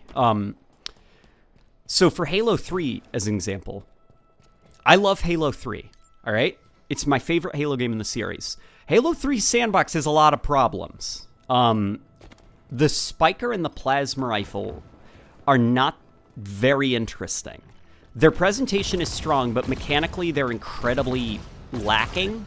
And I don't just mean killing power. I don't really think they should be guns you can pick up and go on a killing spree with. I mean, why, mechanically, would you pick one up? What does it do interesting? Because in Combat Evolved, the Plasma Rifle, I can tell you why I'd pick it up. It's because it has the ability to stun lock enemies. It slows down their movement and their sensitivity. It locks them up. That's not a killing reason to pick it up, but that is a mechanical reason to pick it up. In Halo 3, why would I ever pick up the Plasma Rifle or the Spiker? You don't have, you know, anything really like that. And that's kind of why you gravitate more towards, like, the BR and you ignore a lot of stuff. Granted, I do think that there is value in having those weapons be on the map, even if they are borderline useless. Because I do think that, like, the wild card aspect of Halo, where it's like, what if you do pick one up and happen to go on a ridiculous killing spree, you know? That is a moment you'll remember, the time when you picked up the gun that shouldn't have gotten you a kill, and you got a kill.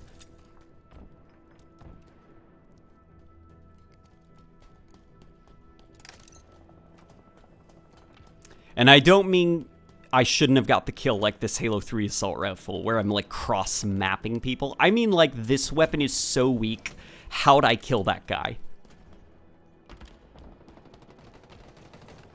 You know, we've all had those moments of Halo 2 matchmaking where we just are checking out, we feel like we've lost the match, and so we just pick up a Needler, and we just feel like clowning around, and we actually end up getting a kill or two with it. And we're like, what? You know, it's that stuff. There is value in having super weak weapons. I think your sandbox is weaker if every weapon on the map is this hyper-lethal nightmare. You know? It's like, for all the complaints about Halo 5 being super sweaty, why are we suddenly all turning around and going, the gun needs to have a bit more killing power? It's like, do you want it to be sweaty or not? Because that sounds like you want the game to be too sweaty if you want all the guns to be super lethal. Give yourself a little bit of breathing room, you know? Have some trash weapons on the map.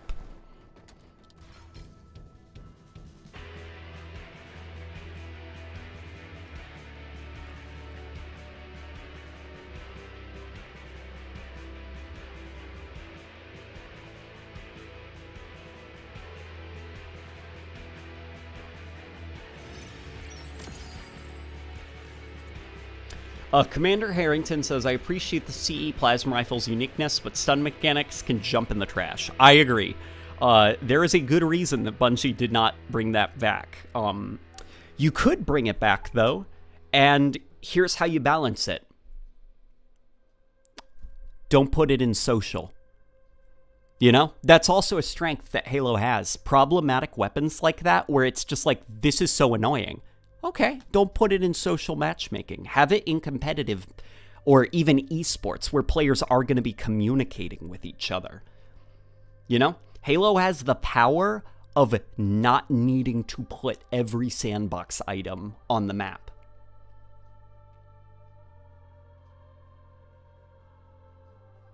In fact, that's usually, I like that when some weapons just kind of never show up in matchmaking. Because, the gun didn't, or the gun or vehicle didn't need to be in matchmaking, you know? It worked better in the campaign. And if you do want to use it in multiplayer, make a custom game, spawn it in Forge.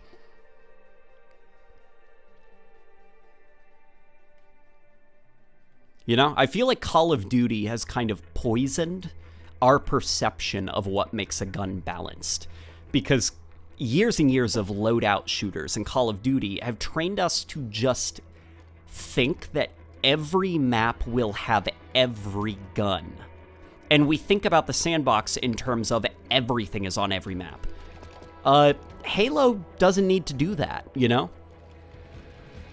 If a weapon is overpowered or a weapon isn't that good, just don't put it in that map, you know? We have that ability. It doesn't need a nerf or a buff.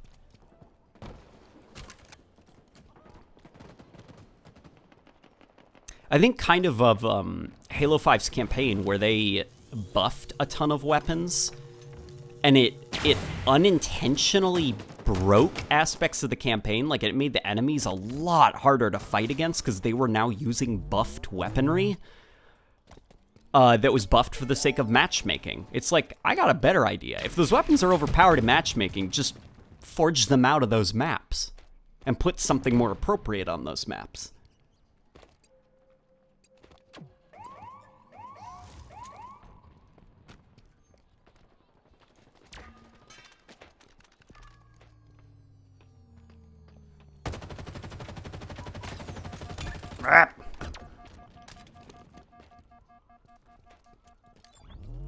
Here, we're gonna go get a... Oh, I guess he's getting the needler. That's okay. I'll let him have it. I, on the other hand, will get this.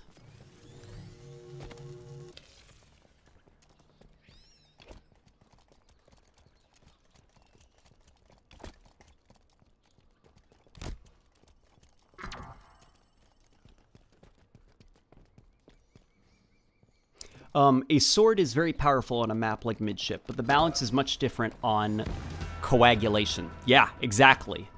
That's more about how you balance the sword. Balance it around, is this the appropriate map for this weapon? So I saw a lot of people saying the sniper, they were like, it zooms in a bit too far. We need to balance the zoom a little bit. What I would argue is that live fire map, that wasn't the appropriate map for the sniper. It was too small, in my opinion.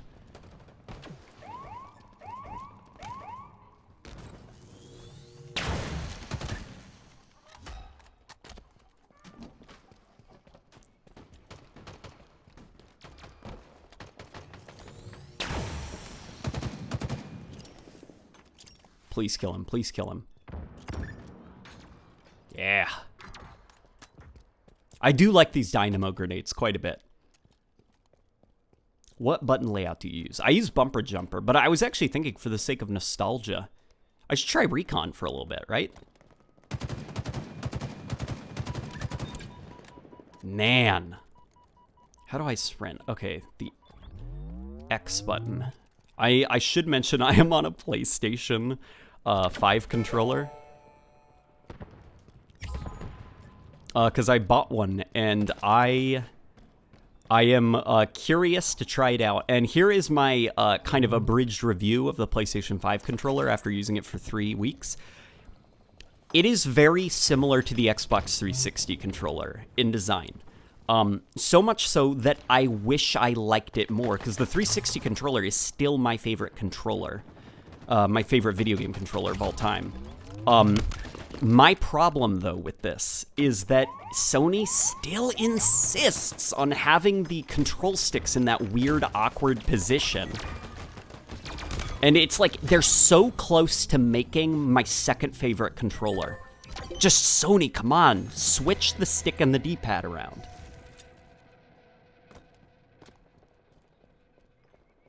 LNG, there is a bot. Uh-oh.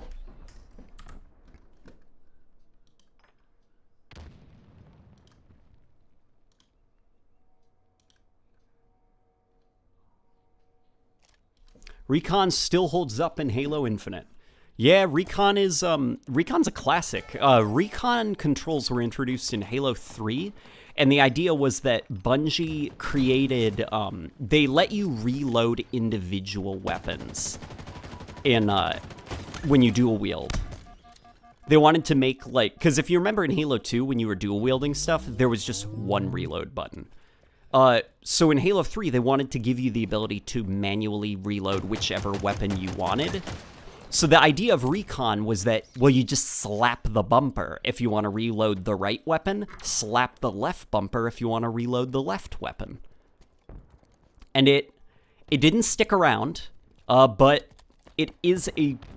there is something inherently satisfying about tapping the right bumper, and that's how I reload my gun.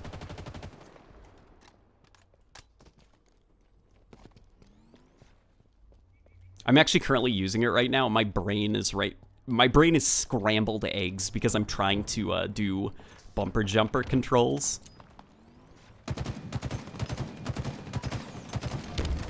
Yeah, my brain is trying to do bumper jumper controls right now.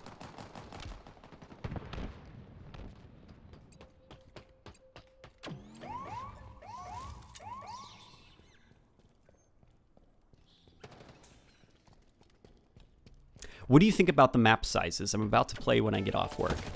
The map sizes are not too shabby, actually. I think because 343 has toned down sprint so much, they have a lot more, as well as like the enhanced mobility in general, they have a lot more flexibility to scale the maps how they would see fit. There is still a lot of those like long hallways, you know, that just, you know, is an unfortunate side effect of having sprint as a core mechanic, but it's a lot less in this game. Here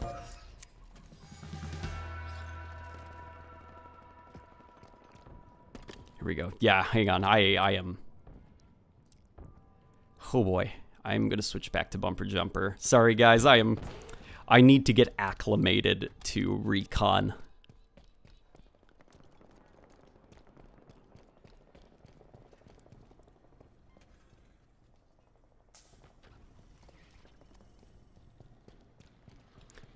Axel Animation says, hi, sorry I'm late. I had a soccer game and I thought I would miss the stream. Glad to be here. We won, by the way, 5-1.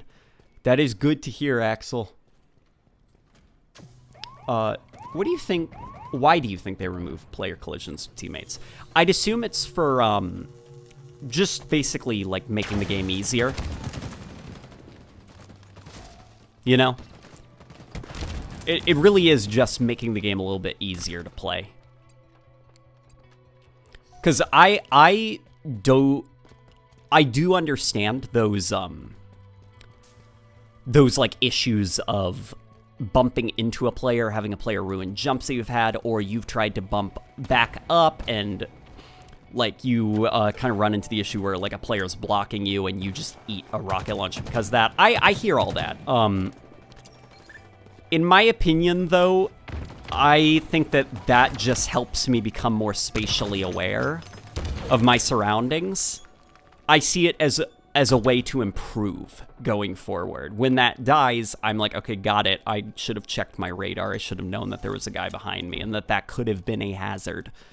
So I do think that there is a layer of skill that is removed from the game by getting rid of that. But for some people, they don't really worry too much about that. They're just like, no, it was just obnoxious and I'm glad it's gone. Which, you know, that's okay. That's okay too, you know? Games do not have to be these ridiculous sweaty things 24/7. Sometimes you have a long day at work and you just want to hop online and get some kills. And it is okay to expect a game to be casual friendly.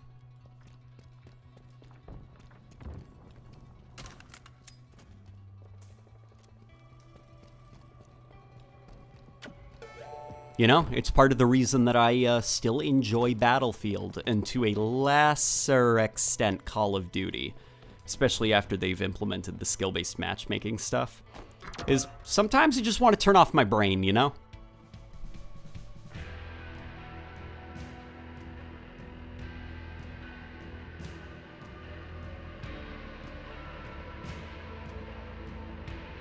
How do you feel about 343? How do you feel about 343's direction for the multiplayer, not campaign?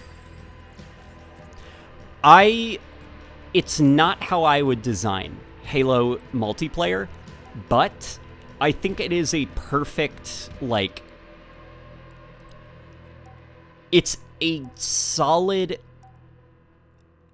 new type of video game that has enough classic Halo DNA into it to where I think what you could do is more maps, more weapons via DLC, and you could have something interesting, and especially more equipment. Like, the equipment system, I think, has me the most excited, because Halo 5 crafted a game where the skill gap was the player.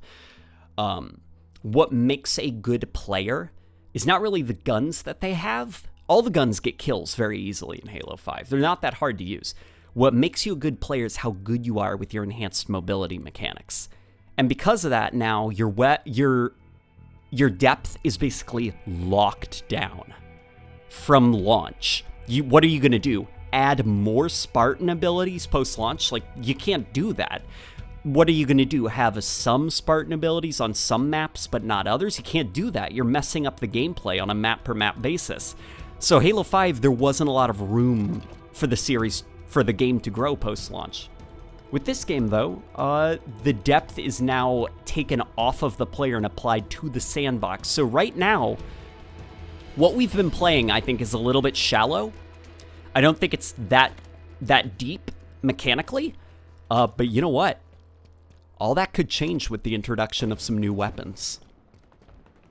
And that makes me excited, you know? I think Halo Infinite does have legs as a game.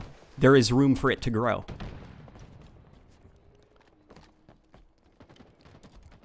.343 was pretty smart toning down the gameplay and focusing a little bit more on the external sandbox this time around, because they've given themselves breathing room to grow and evolve.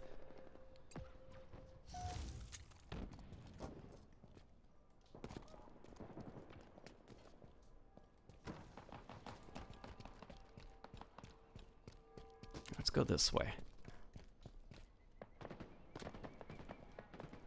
Let's actually up the FOV a little bit. I am starting to feel a bit motion sick. Here, and let's change the view models to look a bit more aesthetically appropriate for my higher field of view.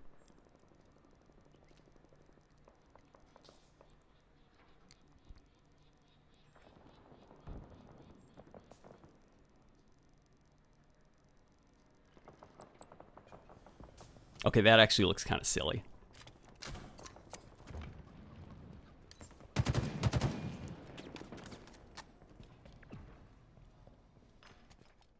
Yeah, this assault rifle does look kind of goofy in my hands down here. Oh boy, did you see that guy? Woof!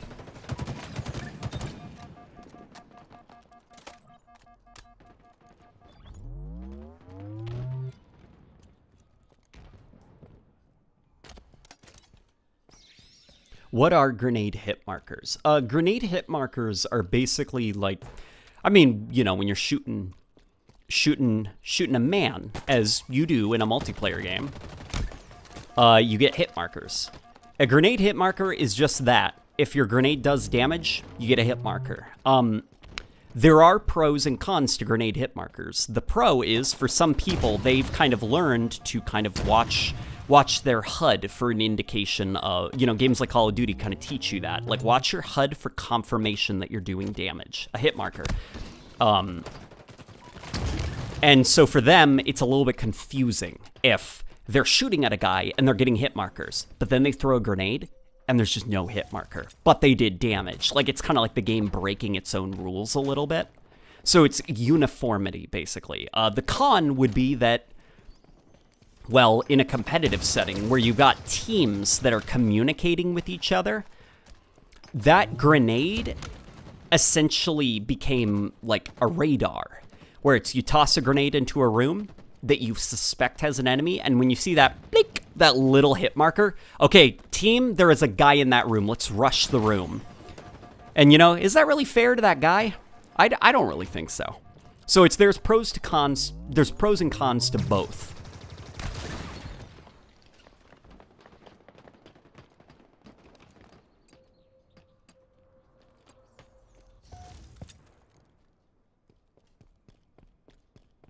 I love how you can edit your weapon's positions in first person. I remember being bugged in 2004 thinking Chief's arms look broken when he holds the BR.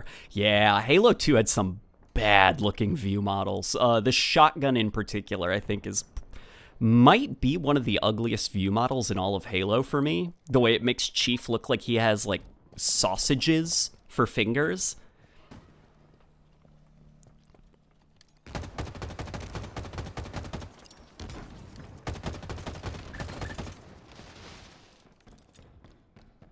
Let's go this way.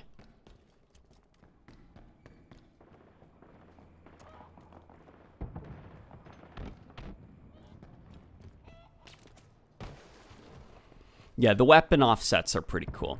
I also think that in general, a weapon's game feel, a bad view model position can go a long way to make a gun feel bad to use. You know, and letting the player adjust that to feel better.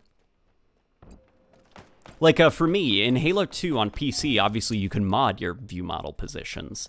So on PC, what I like to do for Halo 2, at least playing the Vista port, is I will tweak the view model positions of the shotgun, because I think it looks super ugly. And I get them into a more healthy position, at least in my opinion, and suddenly I like using the shotgun a lot more in Halo 2.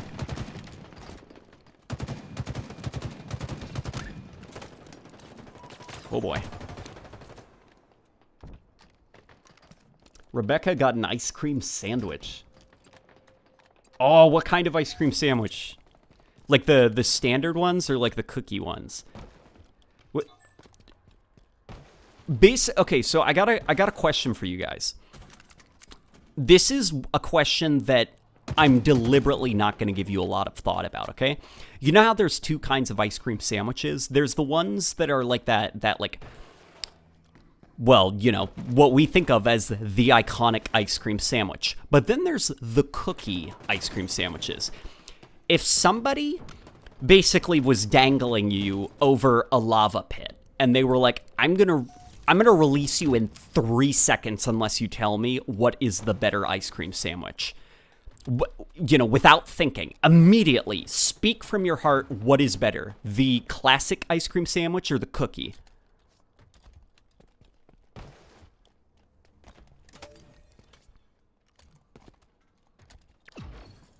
That was a bad throw. If I had to answer immediately, I would probably say the classic.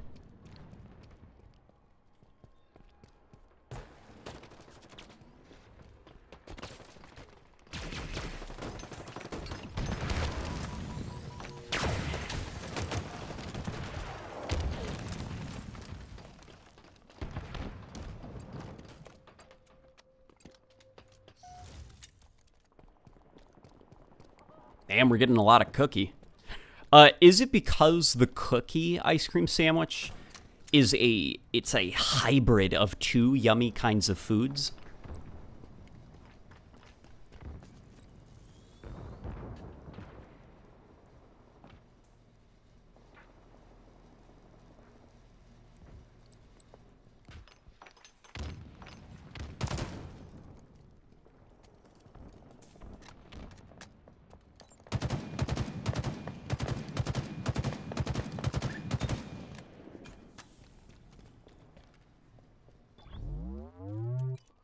Speaking of like bad view models, the Halo Infinite Battle Rifle I think has a very bad base view model. Here, I can actually go into these settings and reset it. I think it is very ugly looking.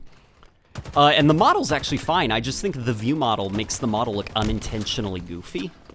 And so I think, you know, being able to edit our view model positions, it helps a lot to make the battle rifle look better in my hands, at least.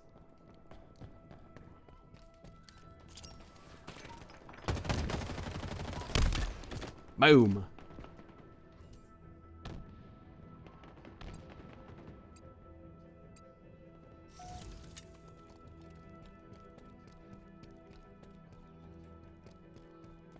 Somebody's saying they prefer the remastered ice cream sandwiches. Did you guys know that Sega doesn't own the rights to the Sonic the Hedgehog ice cream? Like the classic one that we think of, like the one where Sonic looks like melting? Sega doesn't own the rights to that. That's something interesting that I learned.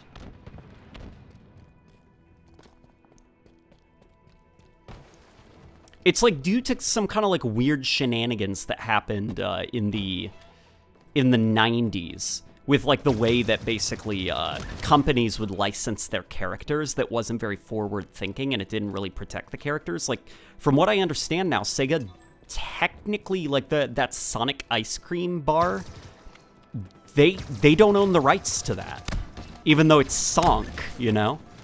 It's Sonk the Hedgehog.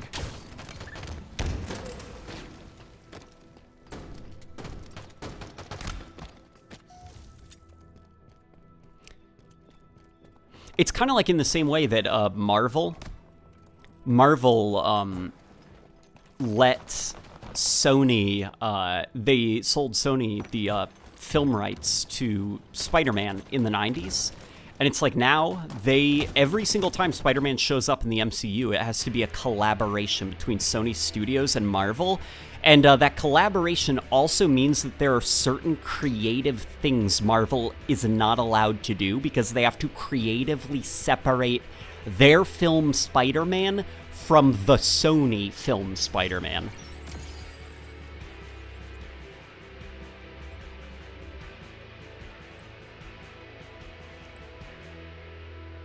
Whoa.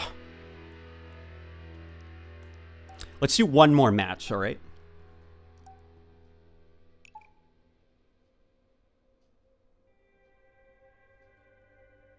Do you call them sprinkles or jimmies? I actually do call them sprinkles, but I do understand that they are called jimmies.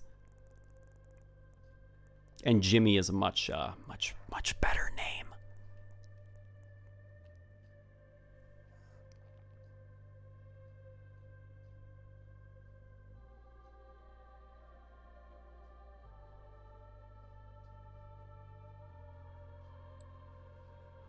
Late night gaming, what's your opinion on how co-op would work? I've been having a debate with my friends that how co-op would work in an open world setting. I say all players would need to be in a certain region. Yeah, that's probably how I would do it. I guess it all depends on how like the Halo engine renders that kind of stuff. I'm not sure. Like, ideally, I'd want players to be able to kind of go everywhere, but... Oh, we're in a match in progress.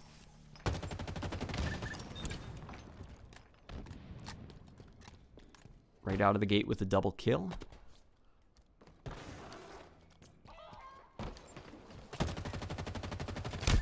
I also think a slide is... Anyone else getting really tired of sliding in modern? Every single game has a slide mechanic. It's like getting to the point where, like, the new Call of Duty Vanguard, I was watching gameplay of it, and it's like, just have players on the floor at all times and they all have skateboards taped to their back. I'm so tired of sliding.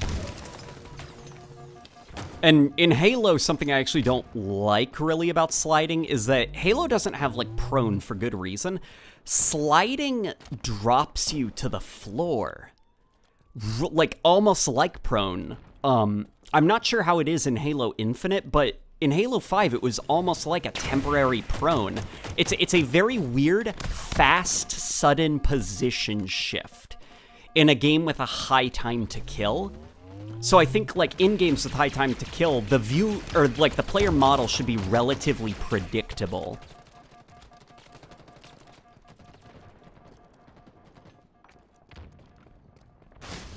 It's like the jetpack, when every single game needed a jetpack in the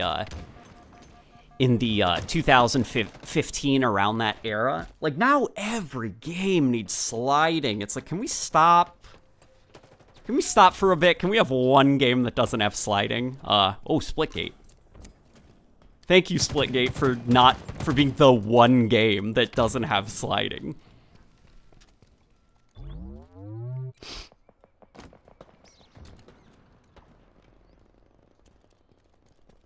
Let's go back to dolphin diving. I'm like, you know what? Let's go back to just being able to crouch out of sprint, you know?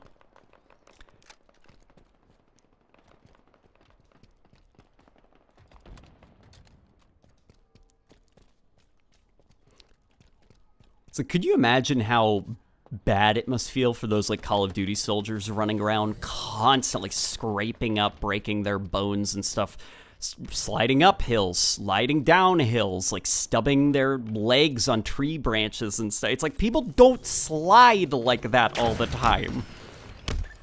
I get gameplay over realism, but at a certain point, I do think gaming has gotten a little bit too attached to sliding as a mechanic.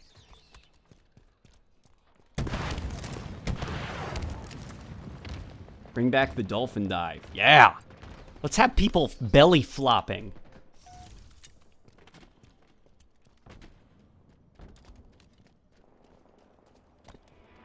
Late Night, what is your opinion about Spiderheck? In case you haven't heard of it, it is a 2D game which has a sandbox I think you will like. Spiderheck.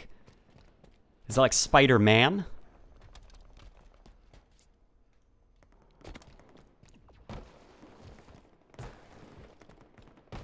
Alexander French says, let's go back to 8-bit platformers while we're at it. Yeah! Let's make Halo Infinite 2 a 8-bit platformer.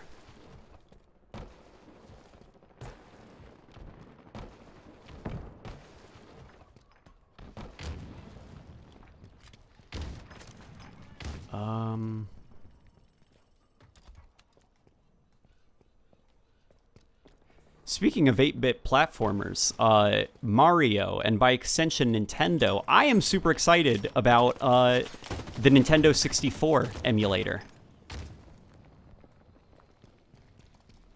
that is coming to the Switch. I'm very, very excited to play Majora's Mask on my Switch.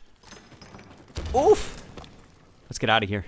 I apologize for that sound I just made. Only Dakota says, what's up, Late Night Gaming? How has the stream been going today? I hope you're doing good. Dude, this stream's been a lot of fun. This is my final game. But this is this was a very enjoyable stream. We talked about a lot of super interesting stuff.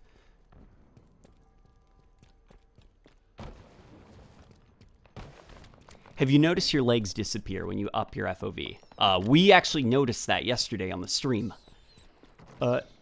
Do you think a Halo spin-off game that shows the Human Covenant War from the POV of a Marine would be a good idea?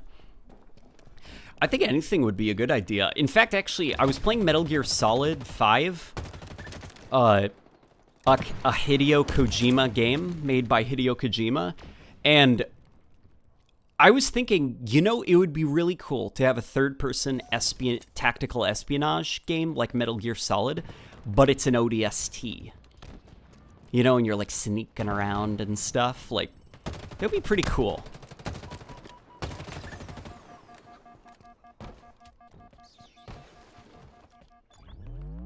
What do you think of the bots? I love the bots. They are so precious. I love the bots a lot. They don't really play like players do online, but they are trying their little artificial hearts out. I love the bots. The bots make me very happy. I'm probably going to do a lot of videos with the bots when this game releases, like kind of following them around, seeing what they're up to. They're just cute.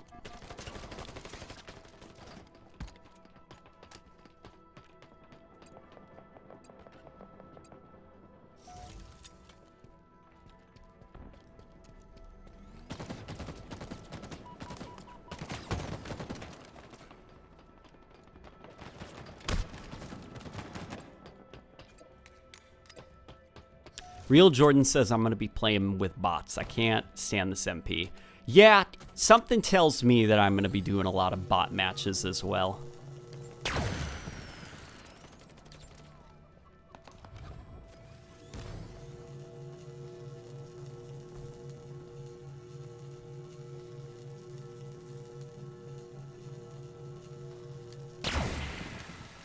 Damn it, I missed.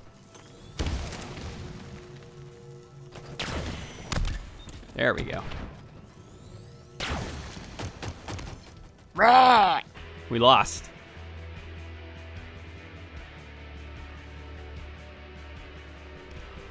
Oh boy, I am tired. Woof.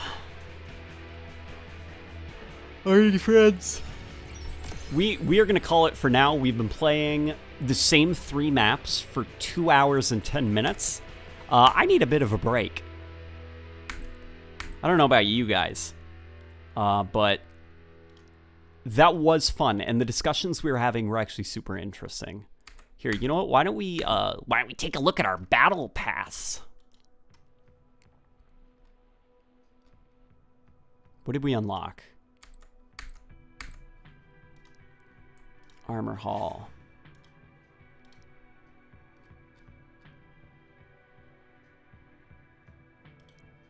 That's not bad. Here, I'll equip that. Somebody at 343 worked very hard on that, and it looks very good. Can I not equip it? Interesting. It might be bugged. Alright. Alright. I've had enough. Alrighty, friends. I am going to see you all later, okay? Oh, we got some super chats. Wade says, late night gaming. Based on what you're hearing from the rest of the community, what changes do you think will be made to the release version? I'm not sure, because the community seems so kind of like split. The vocal majority, I would say, actually really likes the sandbox balancing.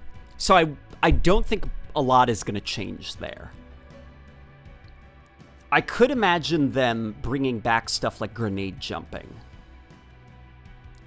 Sakura of Hoshido says, I'm going to be honest, the moment I heard Halo Infinite was going to be open world to some capacity, I sort of threw out co-op as an option altogether. Oh, I didn't, because remember they promised co-op? Man. Yeah, I hope the co-op is worth it. I hope it's worth the wait. I hope the campaign's worth the wait, too. I am excited about the campaign, even if I'm pretty upset about the lack of co-op. But, alrighty, friends. That'll be it for now. I am a tired late night gaming. Ironically, it is midday, and I'm very tired. But this was a lot of fun. I hope that you all are doing well. I am probably going to take a nap. Actually, I'm going to get something to eat. Then I'm going to take a little nap. Then I'm going to wake up and I'm going to work on some videos. I don't know about you guys, but yeah.